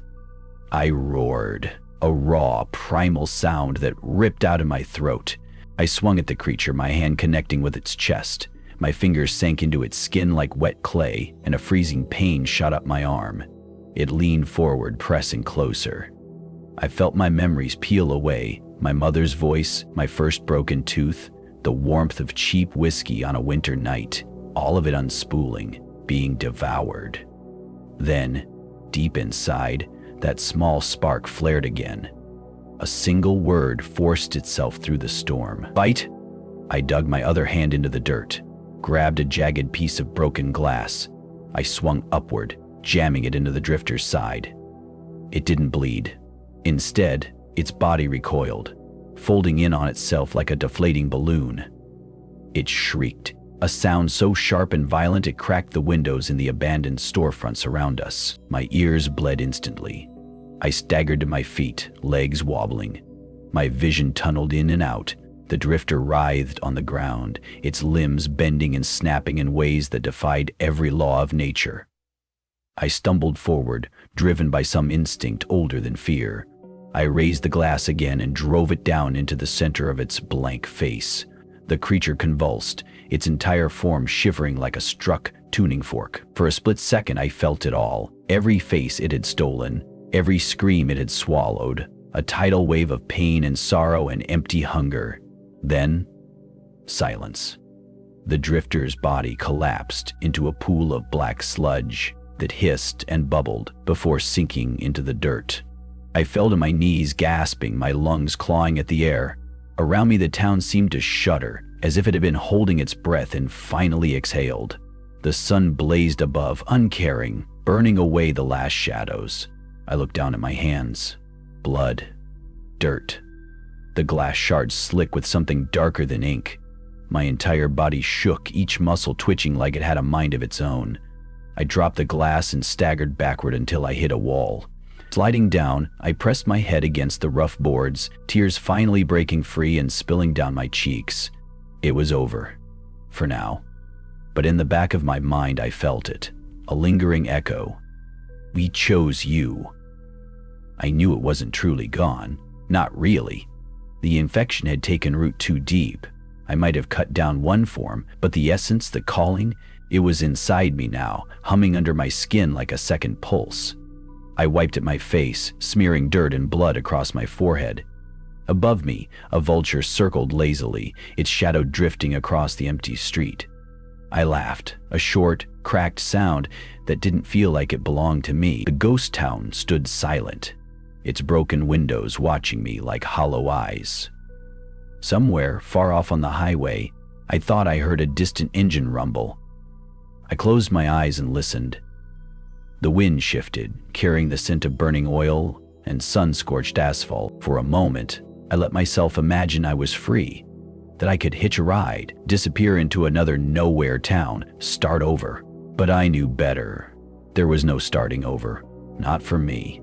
I was a marked man now, a beacon for every echo in the dark, every shadow that knew my name. Slowly, I pushed myself to my feet, swaying in the blinding light. I turned to face the empty road leading out of red ash. My heartbeat drummed in my ears, steady and relentless. I didn't know where I was going, or what waited for me out there. But I knew I couldn't stay.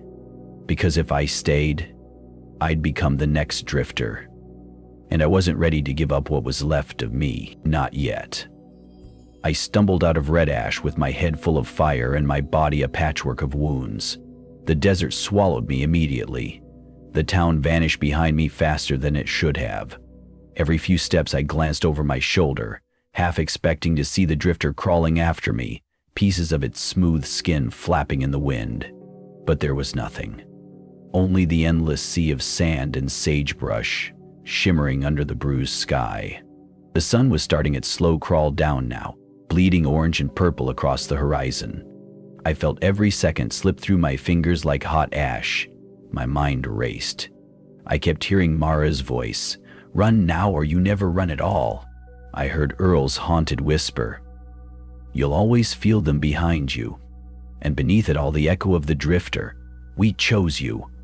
My breath rattled in my chest, each inhale scraped like shards of glass.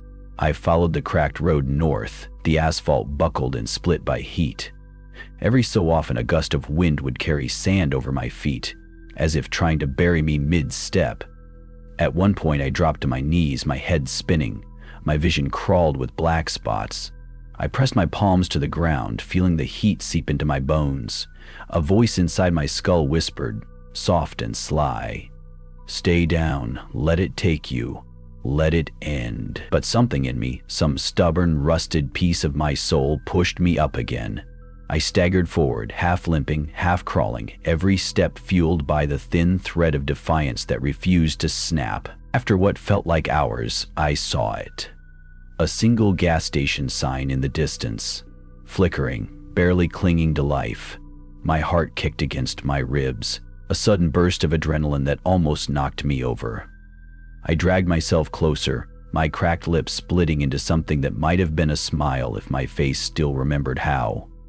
As I got closer, I saw the station was ancient, paint peeling, windows boarded, the overhead sign buzzing like a dying hornet. I stumbled into the lot and collapsed against an old ice machine. Cold air leaked from a crack in the door, chilling my bloody hands. I pressed my forehead against the metal and let out a shuddering laugh. I didn't even care if it was real. I just needed something, anything that felt human. The door to the station creaked open, and a woman stepped out. She looked maybe late 40s, her hair pulled back into a messy braid, eyes sharp and suspicious. She stopped when she saw me, her fingers tightening around a rusty wrench. "Jesus Christ," she muttered. "What the hell happened to you?" I tried to answer, but all that came out was a dry croak. She hesitated, then stepped closer, her boots crunching on broken glass. "Can you walk?" she asked. I nodded, barely. "Inside. Come on," she said. "Before the coyotes or whatever else is out there decide your dinner." I pushed off the ice machine, legs screaming. She wrapped an arm under my shoulder and half dragged me into the station. Inside, the place was surprisingly intact, old but alive. The hum of a fridge, the soft flicker of an overhead TV showing static. She lowered me onto a ripped vinyl bench and vanished into the back room. I let my head fall back against the wall, the cool shade washing over me like a wave. She returned with a first aid kit and a bottle of water. "Drink," she ordered, thrusting it at me. I grabbed it with both hands and gulped until water ran down my chin, soaking into my shirt. She knelt beside me, eyes scanning the mess of cuts and bruises that covered me. "Name's Mara," she said suddenly. The bottle slipped from my hands, thudding onto the floor. My head snapped toward her, eyes wide. "What did you say?" I rasped. She frowned. "I said Mara. You got a problem with that?" I swallowed, my throat a raw tunnel. "Mara. You," I stammered. She narrowed her eyes. "I don't know what kind of heat stroke bullshit you're babbling, but if you keep bleeding all over my floor, I'm gonna charge you extra for cleaning." A laugh burst out of me then, jagged and painful, but real. She scowled, but I could see something soften in her eyes. "Here," she said, tearing open a pack of gauze. "Hold still." She pressed the pad against my arm and I flinched. "Name?" she asked without looking up. I hesitated. Part of me wanted to lie, to give her a name that didn't belong to me, to shed Lucas like a dirty shirt. But I was too tired to lie anymore. "Lucas," I whispered. She stopped for a second, her fingers pausing against my skin. Then she went back to work, wrapping the bandage tight. "Well, Lucas," she said, voice low, "you look like shit." I let my head fall back, a crooked smile twitching at the corners of my mouth. "Yeah," I croaked. "Feel like it too." She finished with my arm and moved to my leg, her motions practiced and efficient. "What happened out there?" she asked finally. I stared at the cracked ceiling, my pulse echoing in my ears. I ran, I said, but it followed, always follows. Mara glanced up at me, her eyes dark and searching. Whatever it is, she said, tightening the last bandage, you outran it today. That's what matters. I wanted to tell her she was wrong, that it never really stops, that even now it was out there on the highway, waiting for me to step back into the dark. But instead, I just nodded. She patted my shoulder and stood. You rest, she said. I'll keep watch.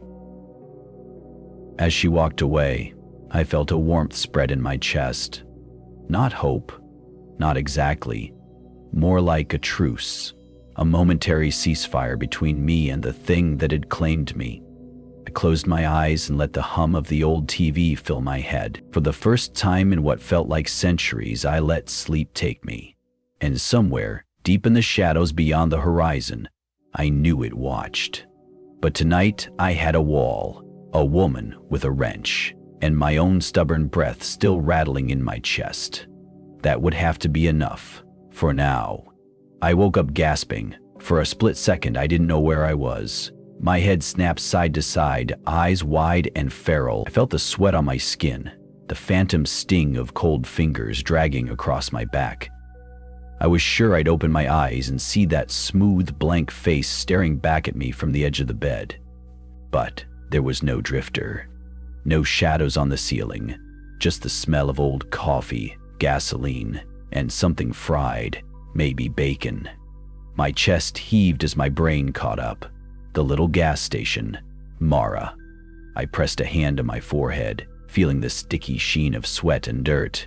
My heartbeat roared in my ears like a freight train. I swung my legs off the ripped vinyl bench. My knees cracked under my weight, a reminder of every mile I'd run and every inch I'd crawled. The station looked different in daylight. Soft shafts of sun cut through the dirty windows, illuminating floating dust motes like tiny ghosts. Stacks of old snack boxes lined the walls. A single humming fridge vibrated in the corner. The glass door fogged over. Mara stood at the counter, her braid hanging loose over her shoulder, tapping at an ancient cash register. She looked up when she heard me move, her expression unreadable. "Morning," she said flatly, "if you can call it that." I rubbed my eyes, wincing at the crusted blood under my fingernails. "Morning," I croaked. My voice sounded like it had been dragged through gravel.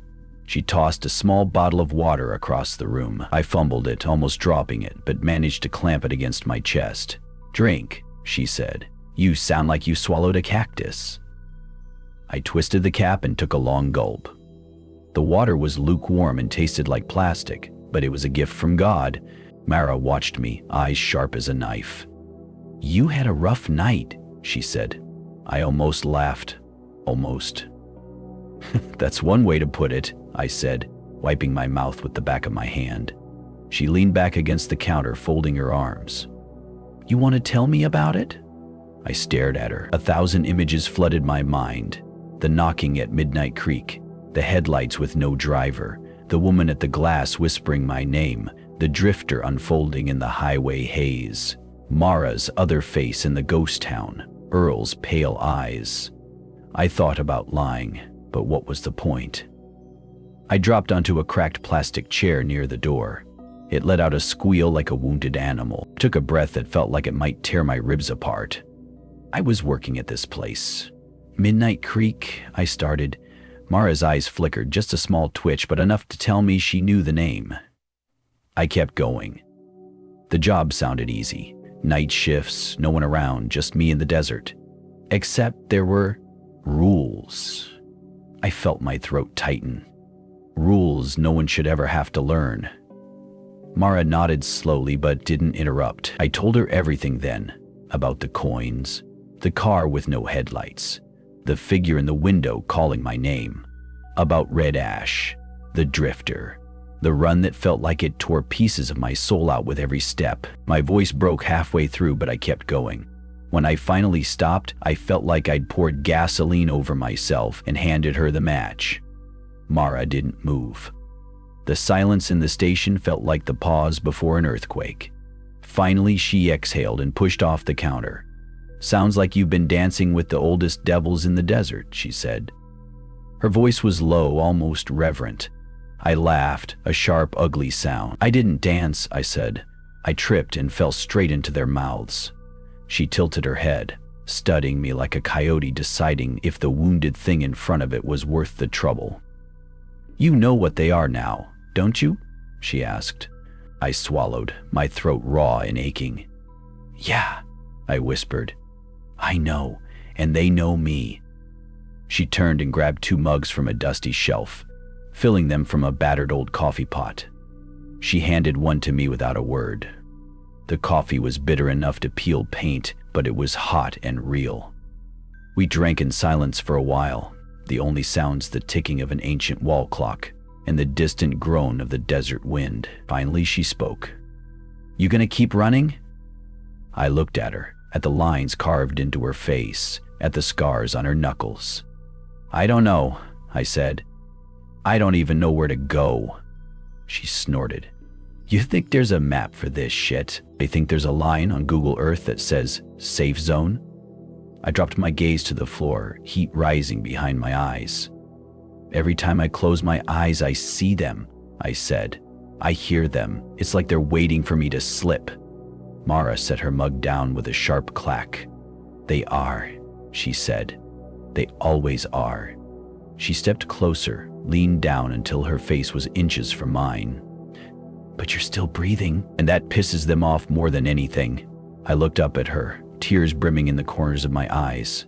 You think I can fight it? I asked. She gave a small, sad smile. You can fight for as long as you're willing to keep bleeding, she said. Whether that's up to you.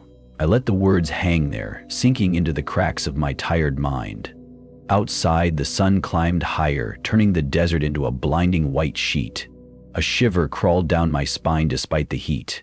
I knew I couldn't stay here forever. But for now, in this tiny island of stale coffee and dust, I could breathe.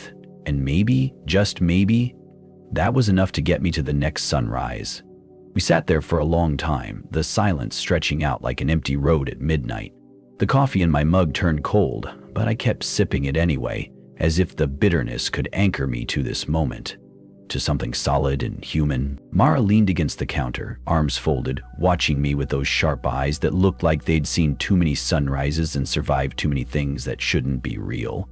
Finally, she pushed off the counter and walked over to the old fridge in the corner. She pulled out a can of beer, warm, probably flat, and cracked it open with a hiss. Guess it's that kind of morning, she said, taking a long pull. I watched her, my fingers tightening around the mug. Why are you really here? I asked. My voice sounded steadier than I felt. She wiped her mouth with the back of her hand and looked at me, her expression unreadable. Same reason you are, she said finally. I ran. Thought I could outrun them. Thought I was different. She gave a short, humorless laugh. Turns out, I wasn't special, just stubborn. I set the mug down carefully, my heartbeat suddenly loud in my ears. What did you see? I asked, leaning forward. Mara's gaze drifted to the window, her jaw working like she was chewing on old memories. The first time I saw them, I was 17, she said, driving home from a busted-up party on a dirt road outside Tonopah. Thought I was just seeing shit. Too many beers, not enough sleep. She paused, her fingers drumming on the beer can. But they weren't in my head.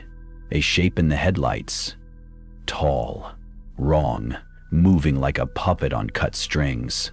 Her voice dropped lower, almost a whisper. I slammed into a ditch. Crawled out bleeding. Thought I was going to die right there under the stars. But it didn't touch me that night. It just watched. She met my eyes again, and there was a haunted flicker there that made my stomach flip. After that, it started small. Shadows in my room, voices in the static on the TV, dreams that felt like being dragged underwater. She looked down at the can, her fingers turning it. I ran, she said, town to town, job to job. Thought if I kept moving I could shake 'em, but you know how it works. I nodded, my throat tight.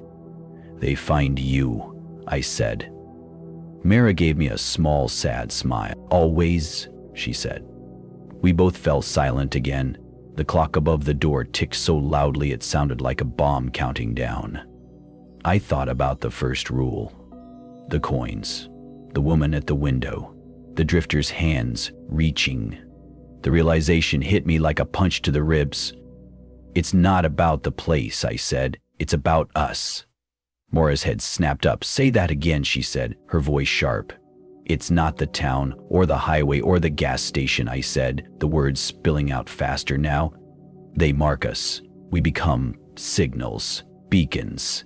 It doesn't matter where we go. We carry them with us. Mara's face twisted, something like pride and horror flashing across her eyes. God damn, she whispered. Took me 20 years to figure that out. You get there in 1. I shook my head, my hands trembling in my lap. It doesn't change anything, I said. I can't go back. I can't outrun it. Mara crushed her beer can and tossed it into the corner, the metal clattering against the floor. No, she said, but maybe you don't have to run. I stared at her. What are you talking about? She moved closer, leaning down until her face was inches from mine. I could smell the stale beer and desert dust on her breath. You survived Midnight Creek, she said. You made it out of red ash alive. You looked into the drifter's face and didn't die. Her hand came up, fingers hovering over my chest. When the spark you keep talking about, it's not just survival instinct, it's power. I felt my skin crawl under her touch. Power? I echoed, almost spitting the word. Mara nodded, her eyes burning. They chose you, she said, but they didn't finish you. That means you're still yours, at least a piece of you. And that piece, it's stronger than you think. I shook my head violently. I don't want to be strong, I hissed. I want to be gone. I want to forget. I want them to forget me.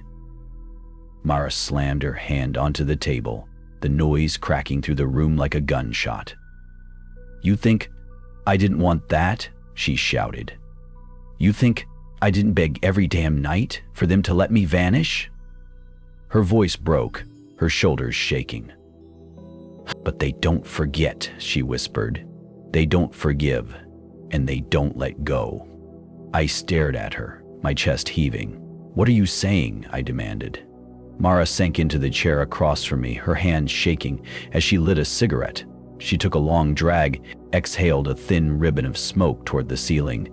I'm saying, she said slowly, maybe it's time to stop running. Maybe it's time to turn around and face them. A silence fell, heavy and suffocating. Outside, the wind howled, rattling the boards over the windows. I felt something shift inside me then. A small, hot ember of something I didn't want to name. Something that felt a lot like rage. I looked at Mara, her face half lit by the pale, flickering neon sign outside. How? I whispered.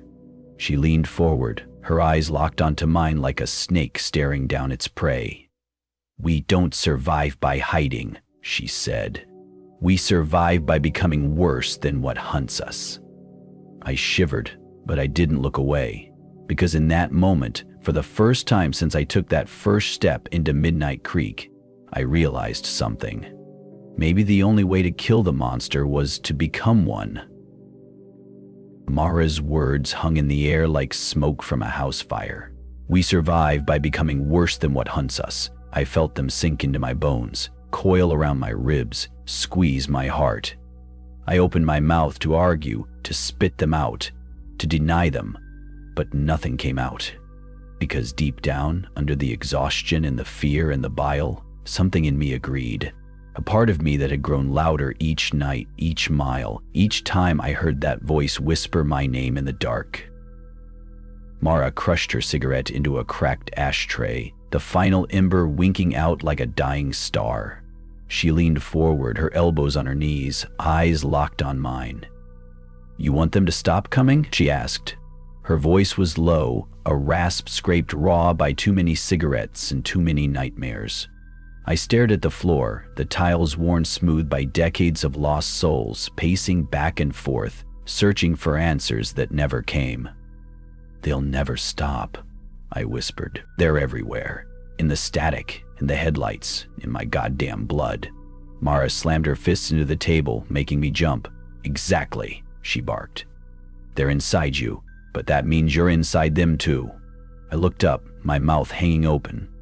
What the hell does that mean? I croaked. She leaned closer, so close I could see the spiderweb cracks in her irises. It means you've seen behind the curtain, she said. You've touched them. You've felt that dark heartbeat. Most people die before they ever get that close, but you're still breathing. I wanted to deny it. I wanted to tell her she was insane, but I thought about the drifter's hand on my face, the surge of memories that weren't mine, the tidal wave of voices. I thought about how I'd push back, even for just a second. A sick, shivering part of me had fought it, and that part was still alive. Mara stood, grabbing an old, battered duffel bag from under the counter. She unzipped it, and the smell of oil and cold steel filled the air. She pulled out a sawed-off shotgun, the barrel blackened and scratched from years of use. Next came a handful of jagged silver spikes, a coil of rusted chain, and a roll of duct tape so worn the label was nothing but a smudge. She laid them out on the table like a priest arranging relics before a final mass. My stomach twisted into knots. Mara, what the hell is this? I asked, my voice barely above a whisper. She didn't look at me. This, she said, running her fingers along the shotgun barrel, is the only sermon they understand. She lifted her gaze, and for the first time I saw a fire there. A blaze that had nothing to do with survival and everything to do with vengeance. We don't wait for them to come anymore, she said. We go to them. I felt my mouth go dry. And do what? I asked. Shoot the dark? Stab the wind? They aren't human. She snapped her head toward me so fast I flinched. Neither are we anymore, she hissed.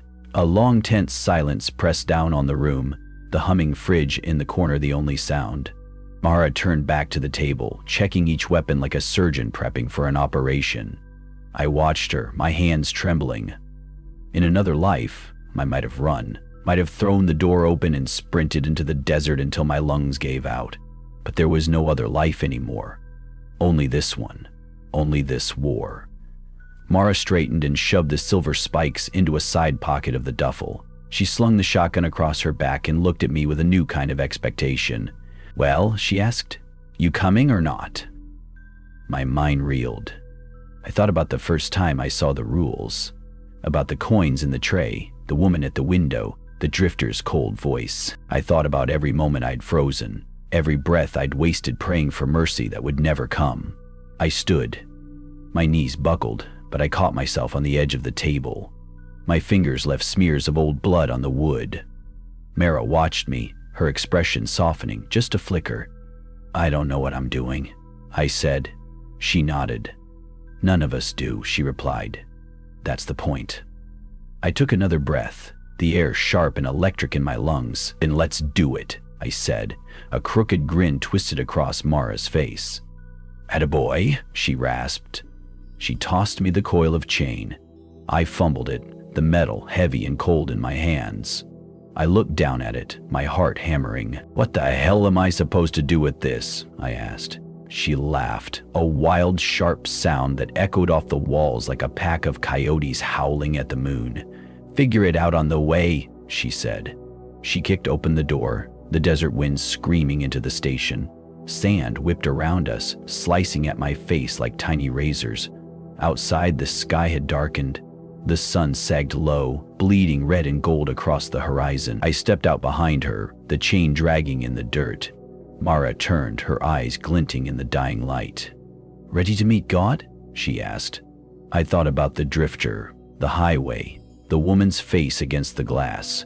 I thought about every piece of myself they had chewed on, every part of me that still fought to stay mine. I raised my head, tasting blood and dust on my tongue. Not today, I said. Today he meets me. Mara's grin widened, and she turned to face the open road. Good answer, she said. And together we stepped into the night. The night swallowed us whole.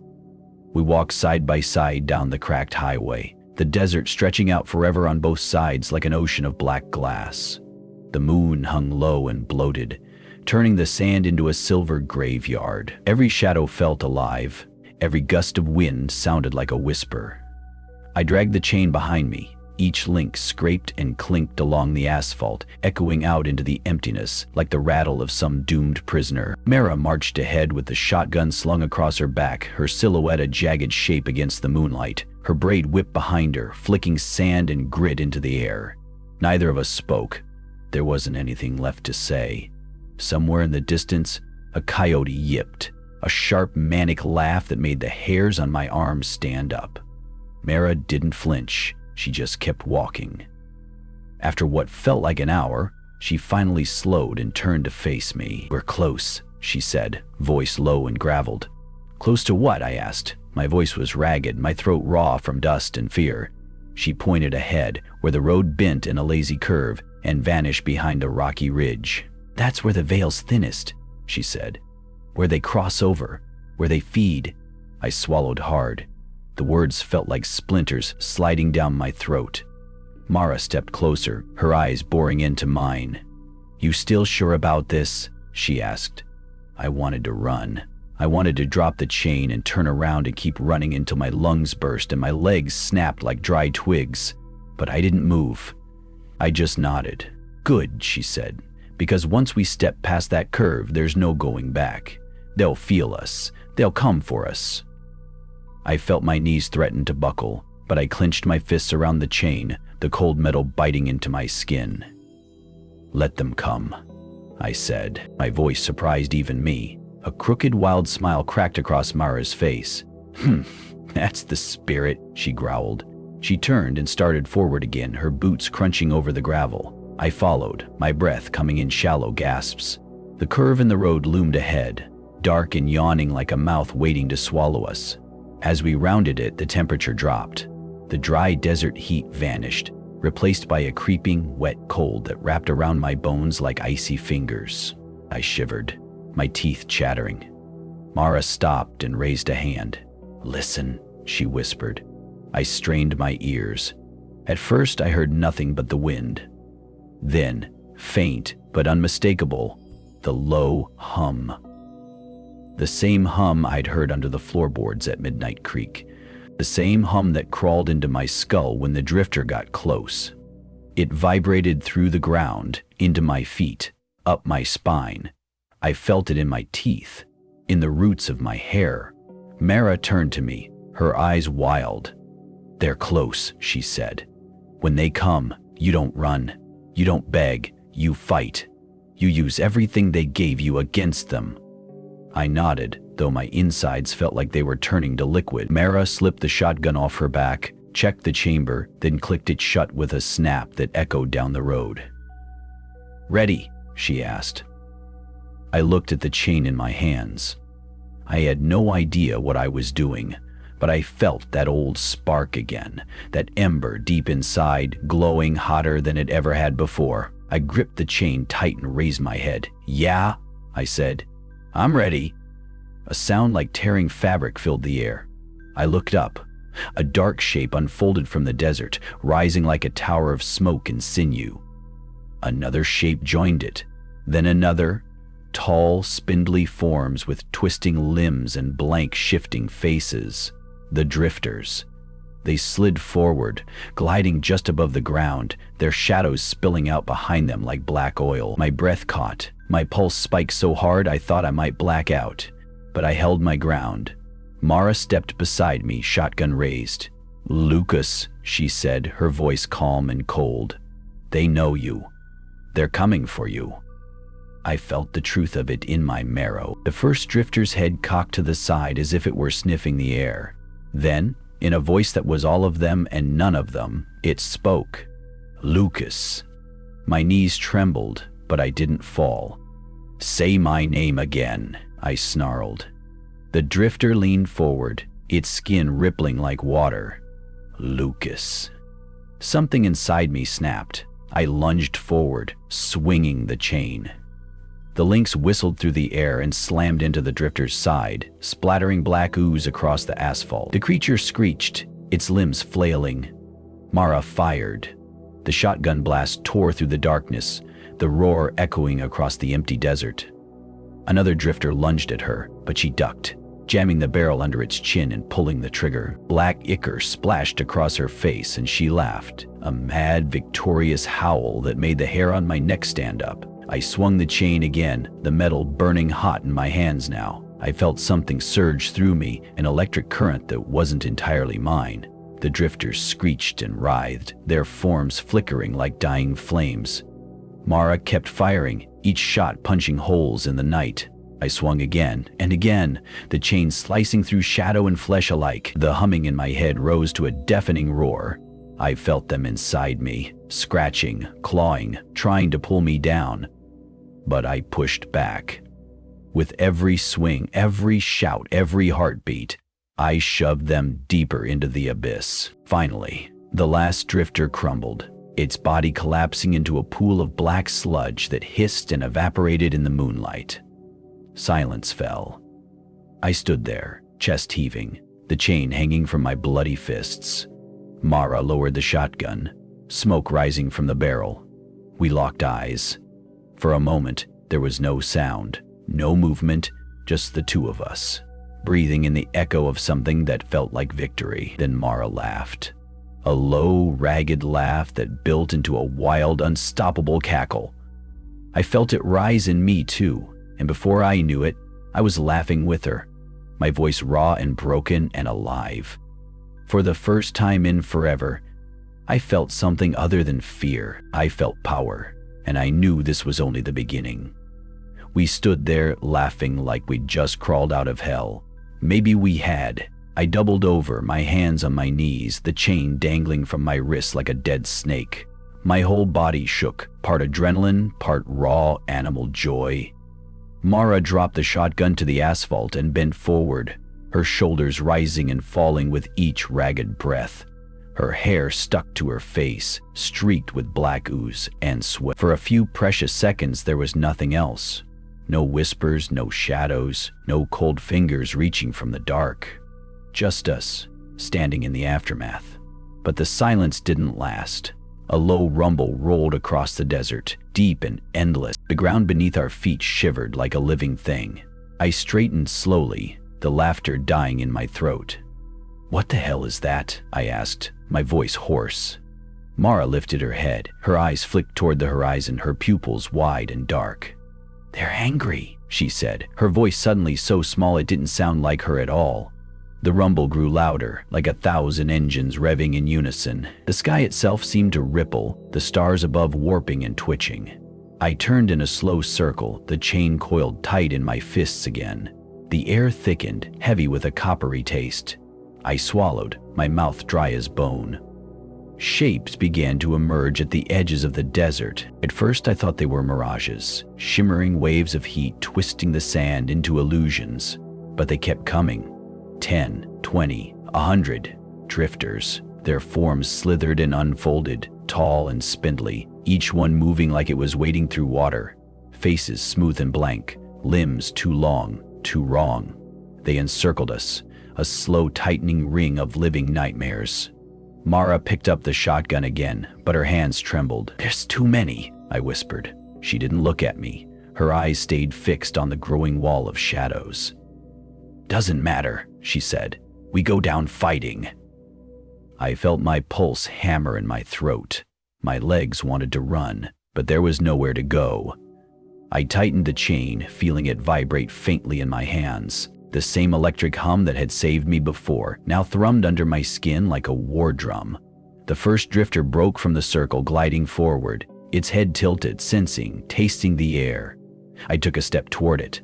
A second drifter followed, then a third. They moved as one, like a tide crawling in to swallow the shore. Mara fired. The blast roared through the night, and the first drifter staggered, its shoulder erupting in black sludge. But it didn't fall. It kept coming.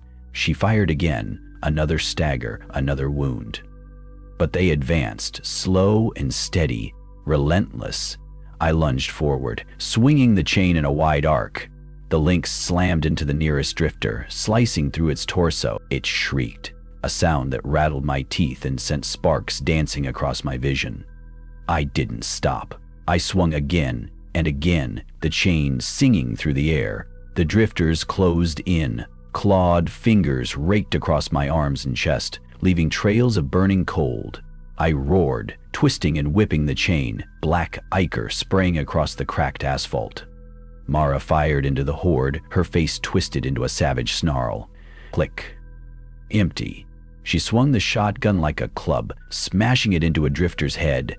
The barrel bent, wood splintering under the impact.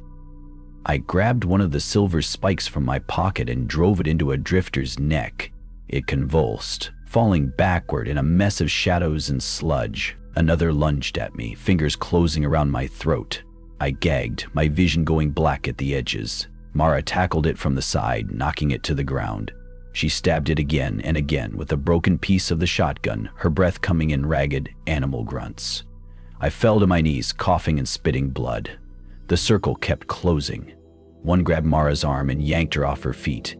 She hit the ground hard, her head cracking against the asphalt.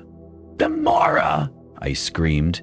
I surged forward, chain raised, but two more drifters slammed into me, driving me to the ground. I fought like a cornered dog, swinging wildly, feeling their hands claw at my skin, their whispers pouring into my head.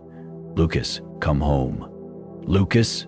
I howled, shoving the chain into one drifter's face, feeling it tear through the soft, shifting flesh. But there were too many. They pinned me down, cold fingers digging into my shoulders and chest, forcing me flat. Mara struggled beside me, her screams fading to ragged gasps. I turned my head, our eyes locking. For a second, we didn't look like hunters or prey. We just looked like two people who had run out of time. Mara's lips moved, soundless. I knew what she was saying. "I'm sorry." A drifter loomed over me, its head bending low. I felt its breath, if you could call that rotting wind a breath, wash over my face. I braced for the final moment, for my mind to splinter and my body to vanish into the dark. Then, a boom. The air split open, a shockwave slamming through the circle. The drifters recoiled, their bodies jerking back as if yanked by invisible strings. I gasped, my vision clearing enough to see headlights blazing across the highway. A beat-up old pickup truck barreled toward us, its engine roaring like a wild animal. The driver leaned out the window, a bandana covering his face, a Molotov cocktail clutched in his hand. With a savage yell, he hurled the bottle into the nearest cluster of drifters. Fire exploded, a bright orange blossom in the sea of black. The creatures shrieked, flailing and collapsing into twitching piles of sludge. Mara pushed herself to her feet, blood streaming from her scalp. She grabbed my arm and hauled me up, her fingers biting into my skin. "We're not done yet," she snarled, her eyes burning. I coughed, spitting blood onto the road. "Then let's finish it," I growled. And in that roaring, burning chaos, we surged forward together into the heart of the storm. The flames turned the night into a screaming daylight. Molotov fire splashed across the asphalt, crawling up the drifters like hungry orange mouths. They staggered and flailed, skin bubbling and sloughing off in wet sheets. The pickup skidded sideways, tires screaming. The driver leapt out before it stopped moving, another bottle in his hand, the rag already lit. Mara let go of my arm and sprinted toward him, yanking a silver spike from her belt. "Who the hell are you?" she roared over the chaos. The man ripped the bandana from his face, revealing a deeply lined jaw, sunburnt and scarred. His eyes were sharp and angry, glinting like shards of broken beer bottles. "Name's Royce," he yelled, hurling another Molotov into the horde. "You can thank me later." I lunged forward, swinging the chain at a drifter crawling through the fire. Half melted, but still moving, the lynx tore into its neck, black sludge spraying onto my arms and chest. Beside me, Mara jammed the spike into another drifter's chest, twisting it until the creature shrieked and folded inward like a crushed can. Royce joined us, pulling a machete from the back of his belt. Together we carved a bloody, burning path through the remaining drifters. My muscles screamed, my lungs felt like torn-up tarps. But I didn't stop. I couldn't stop. Finally, the last drifter crumbled into a steaming puddle of black sludge, its whispers dissolving into the crackling of the fire.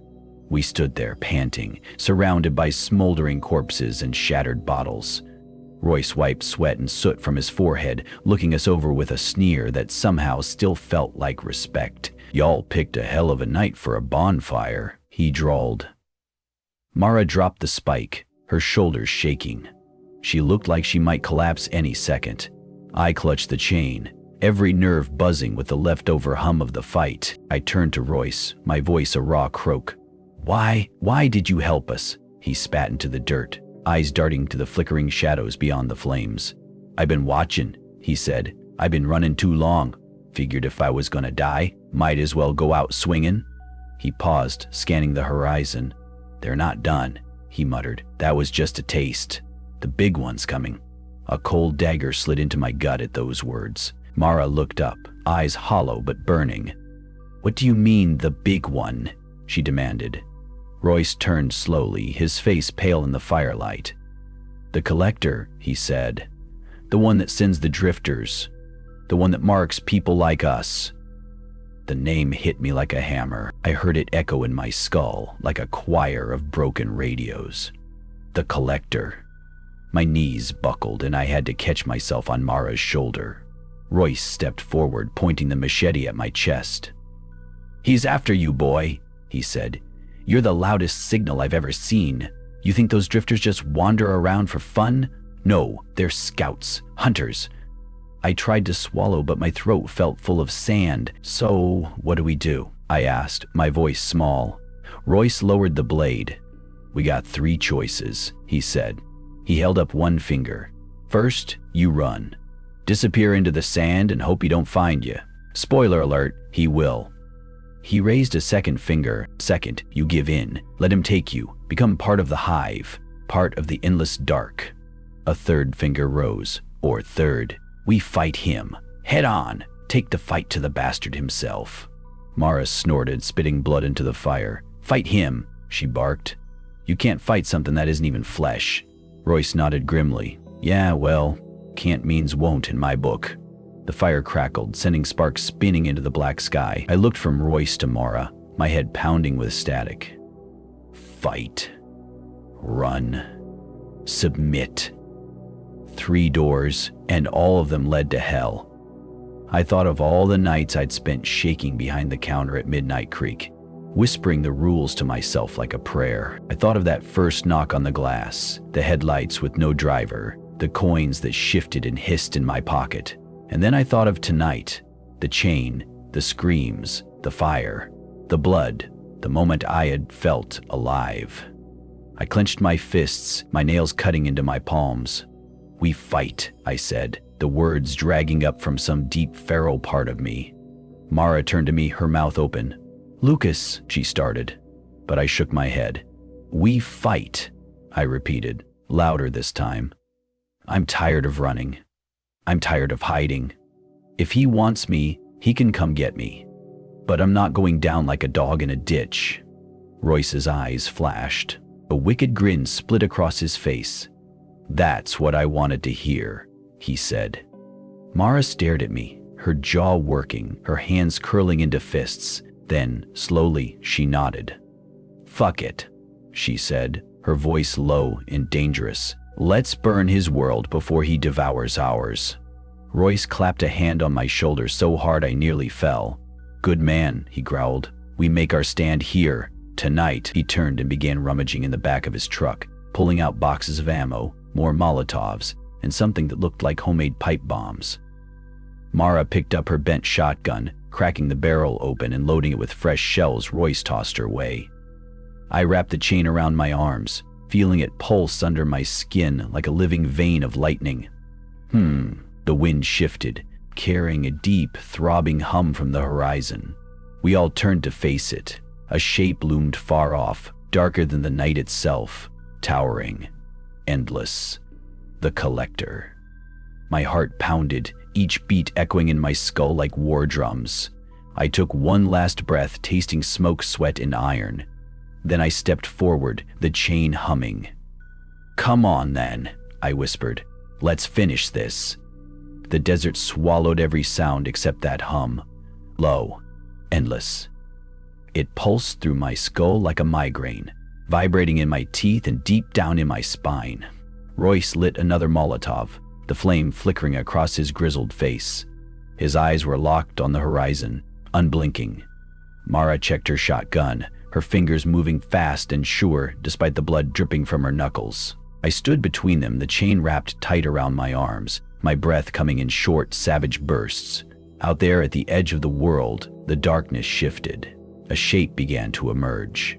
It was impossible to measure, impossible to comprehend, too tall, too wide. It looked like 1,000 shadows stitched together, its form rippling and twisting as if it were made of smoke and teeth and hatred. The Collector. It moved without moving, gliding forward on invisible legs. As it drew closer, I saw faces inside it. Hundreds, thousands. Their mouths stretched open in silent screams, eyes wide and unseeing.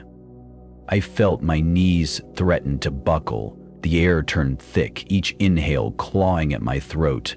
Mara stepped forward, raising the shotgun to her shoulder. "Get ready," she barked, her voice sharp enough to snap me back into my body. Royce let out a hoarse laugh, his grin mad and shining. "Y'all wanted a fight?" he shouted. "Well, here he is." He hurled the Molotov. It arced high, flames trailing behind it like a comet, and exploded against the Collector's chest. Fire roared up its surface, but it didn't slow. The flames sank into it, vanishing as though they'd been swallowed whole. "Fuck!" Royce spat, reaching for another. Mara fired. The blast echoed across the desert, the buckshot tearing a chunk from one of the Collector's writhing faces. It reformed immediately, the wound closing like water around a sinking stone. I felt the chain buzz violently, like it was alive, writhing under my grip. The Collector came closer. The hum grew into a roar, vibrating through my bones until my vision swam. Lucas. My name thundered across the sand, inside my head and out. I staggered forward, the chain dragging behind me. "Lucas!" Mara screamed, but I didn't stop. I couldn't. The Collector reached out a limb, if you could even call that writhing mass of black sludge a limb. It extended toward me, slow and patient, like it had all the time in the world. Faces rippled across its surface, mouths opening and closing, whispering my name in 1,000 broken voices. I screamed back, a raw, feral sound that ripped out of my throat. I swung the chain with all the strength I had left. The links crashed into the Collector's arm, slicing deep. A spray of darkness hissed into the air, sizzling as it hit the sand. For a moment, it recoiled, the limb writhing away. Royce let out a whoop and charged forward, tossing another Molotov into the monster's side. Mara moved next to me, firing again and again. Each blast tore away pieces of the Collector, only for them to crawl back together. The hum rose, shaking the stars themselves. The Collector surged forward, sweeping its massive arms across the ground. Mara dove to the side, rolling to her feet, but Royce wasn't fast enough. The dark limb crashed into him, sending him flying into the air. He hit the ground with a sound like a tree snapping. "Royce!" I screamed. His body twitched once, then went still. A sharp, stinging grief shot through my chest, but there was no time to mourn. Mara grabbed my arm, pulling me back as another sweeping strike missed us by inches. "Focus!" she roared. I spun toward her, and for a split second our eyes met. No more fear, no more running, just rage. She nodded once, and we turned as one. I lunged forward, swinging the chain in a wide arc. Mara fired directly into the Collector's center mass. Black sludge exploded outward, splattering across us both. The smell of burning tar filled the air.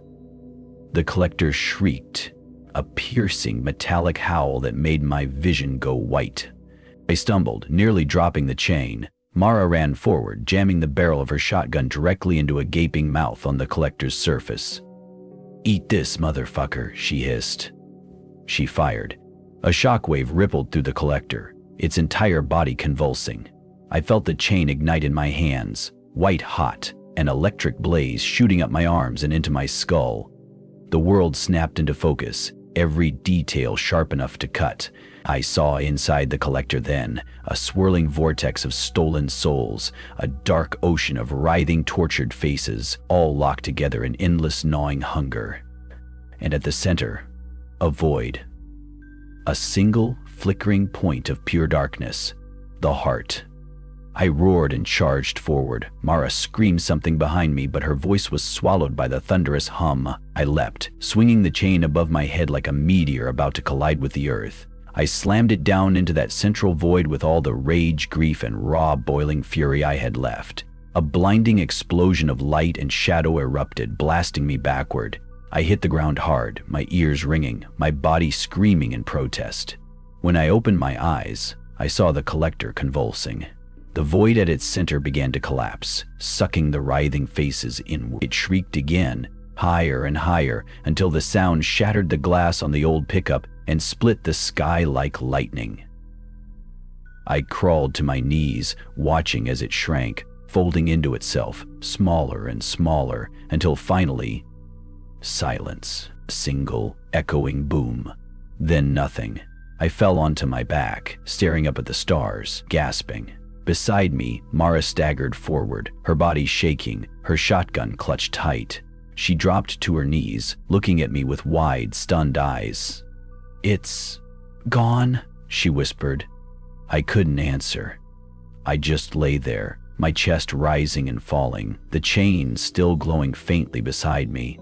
For the first time since Midnight Creek, there were no whispers, no shadows moving at the edge of my vision. Just the wind and the stars. I closed my eyes and let the tears come.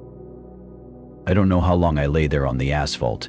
Time felt as thin as old paper, brittle and meaningless under the stars. The wind blew over us, carrying the smell of burned oil and scorched sand. My breath came in slow, painful waves, each inhale scraping the inside of my ribs. Somewhere close, Mara let out a sharp, ragged laugh. I turned my head toward her. She was still on her knees, her head thrown back, her hair matted with blood and soot. She looked insane and beautiful, like a warrior queen who just crawled out of hell, dragging a crown of bones behind her. Her laugh turned into a low, shaking sob. She wiped her face with her sleeve and looked at me, her eyes shining in the moonlight. "We did it," she whispered. I wanted to say something, anything, but my voice was gone, swallowed by the roar of everything we just survived. I looked past her where the collector had stood.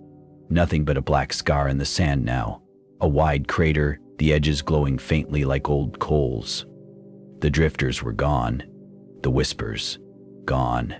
The hum, gone. Silence. Real silence. Mara crawled to me, her movements stiff and broken. She dropped beside me, her fingers finding my wrist to check for a pulse even though she could see me breathing. "You're still here," she said, her voice softer than I'd ever heard it. I nodded once. She slumped forward, her forehead resting against my shoulder. "We killed a god tonight," she said almost to herself, or whatever the fuck that thing was. I didn't correct her. I didn't tell her it wasn't dead. Not really. Something like that doesn't die. It waits. It changes shape. It finds new names, new faces. But for tonight, it was gone, and that was enough. I pushed myself up slowly, every muscle in my body screaming. Mara sat back on her heels, wiping her eyes again. She looked at me like she was seeing me for the first time. "You know," she said, her voice shaky, "I thought you were dead the second I saw you in that store. Just another lost soul waiting to be swallowed." I let out a low, broken laugh. "I was," I said. "You just didn't let me stay that way." She snorted and punched my arm, weak but real. "Don't get sappy on me now, hero," she said. A silence settled over us again. Not heavy this time, not the crushing, suffocating kind. This was different, like standing on a battlefield after the last shot has been fired. We both turned at the sound of shifting rubble. Royce. He crawled out from behind the twisted wreckage of the pickup, blood pouring from a deep gash in his forehead. His arm hung limp at his side. but he was alive. Barely. Son of a bitch, he croaked, dragging himself closer. You two really went and did it, huh? Mara scrambled over to him, helping him sit up against the truck's crumpled door. You're supposed to be dead, she said, shaking her head, half laughing and half crying. Roy spat blood into the dirt and grinned. A gap-toothed, defiant mess. I ain't got time to die, he growled. Too goddamn ornery. I crawled over, my hands leaving dark smears on the ground. Royce reached out, and I took his hand. His grip was weak but warm, human. You did good, boy, he rasped. You did real fucking good. I didn't have words. I just squeezed his hand back. Mara sat beside us, her eyes moving over the horizon. The first hints of dawn were breaking, a thin orange line slicing through the dark. She leaned her head back, closing her eyes. Sun's coming up, she whispered. Goddamn miracle. I looked at her, at Royce, at the crater where the collector had stood. Somewhere deep inside, under all the blood and fire and terror, a question stirred. What now? I asked, my voice barely a whisper. Mara opened her eyes, turning to me. Now, she said, a tired smile tugging at her lips. Now we decide what kind of monsters we want to be. Royce coughed, a wet, rattling sound. Speak for yourself, he wheezed. I plan on drinking until I forget all your names. We all laughed, the sound ragged and painful, but real. The kind of laugh you earn. Sky grew brighter, stars fading one by one. I felt the chain around my arms shift, the last of its heat fading. I unwrapped it slowly and let it fall to the ground. A part of me wanted to keep it, to hold on to the power, the connection to that darkness, but I was done, at least for now. Mara watched me, her gaze steady. You sure? She asked. I nodded. Yeah, I said. I've carried it long enough. She looked down at the chain, then back at me. Maybe that's what makes you different, she said. You know when to let go. I didn't answer. I just watched the sun climb higher, painting the sky in gold and pink. For the first time in what felt like centuries, I didn't hear anything in the back of my head. No whispers, no calling. Just the wind and my own breath. I didn't know what tomorrow would look like, or the day after that. I didn't know if the collector would stay dead, or if some new horror would crawl out of the night to take its place. But for this moment, this impossible, quiet, holy moment, I was alive, and that was enough. Thank you for sticking with me until the very end. If you made it this far, you've just survived one hell of a ride, and I hope it made your heart pound and your mind spin as much as it did for me while writing it. This story wasn't just about monsters lurking in the dark or the horrors waiting beyond the highway. It was about the shadows we carry inside us, the voices we try to outrun, and the choice to fight back even when everything tells us to kneel. We all have our own collectors, fears, regrets, old ghosts that whisper our names when we're alone. But maybe, just maybe, there's a spark inside each of us that refuses to be swallowed. If this story lit that spark in you, even for a moment, then it did its job. Thank you for lending me your ears, your imagination, and your trust. It means more than you know. If you enjoyed this story, please like the video, subscribe, and share it with someone who loves a good midnight scare as much as you do. Your support helps keep these twisted tales alive and crawling. And remember, next time you hear a knock at your window or see headlights in the dark where they shouldn't be, think twice before you open the door. I'll be waiting for you in the next story. Stay safe out there and keep the lights on.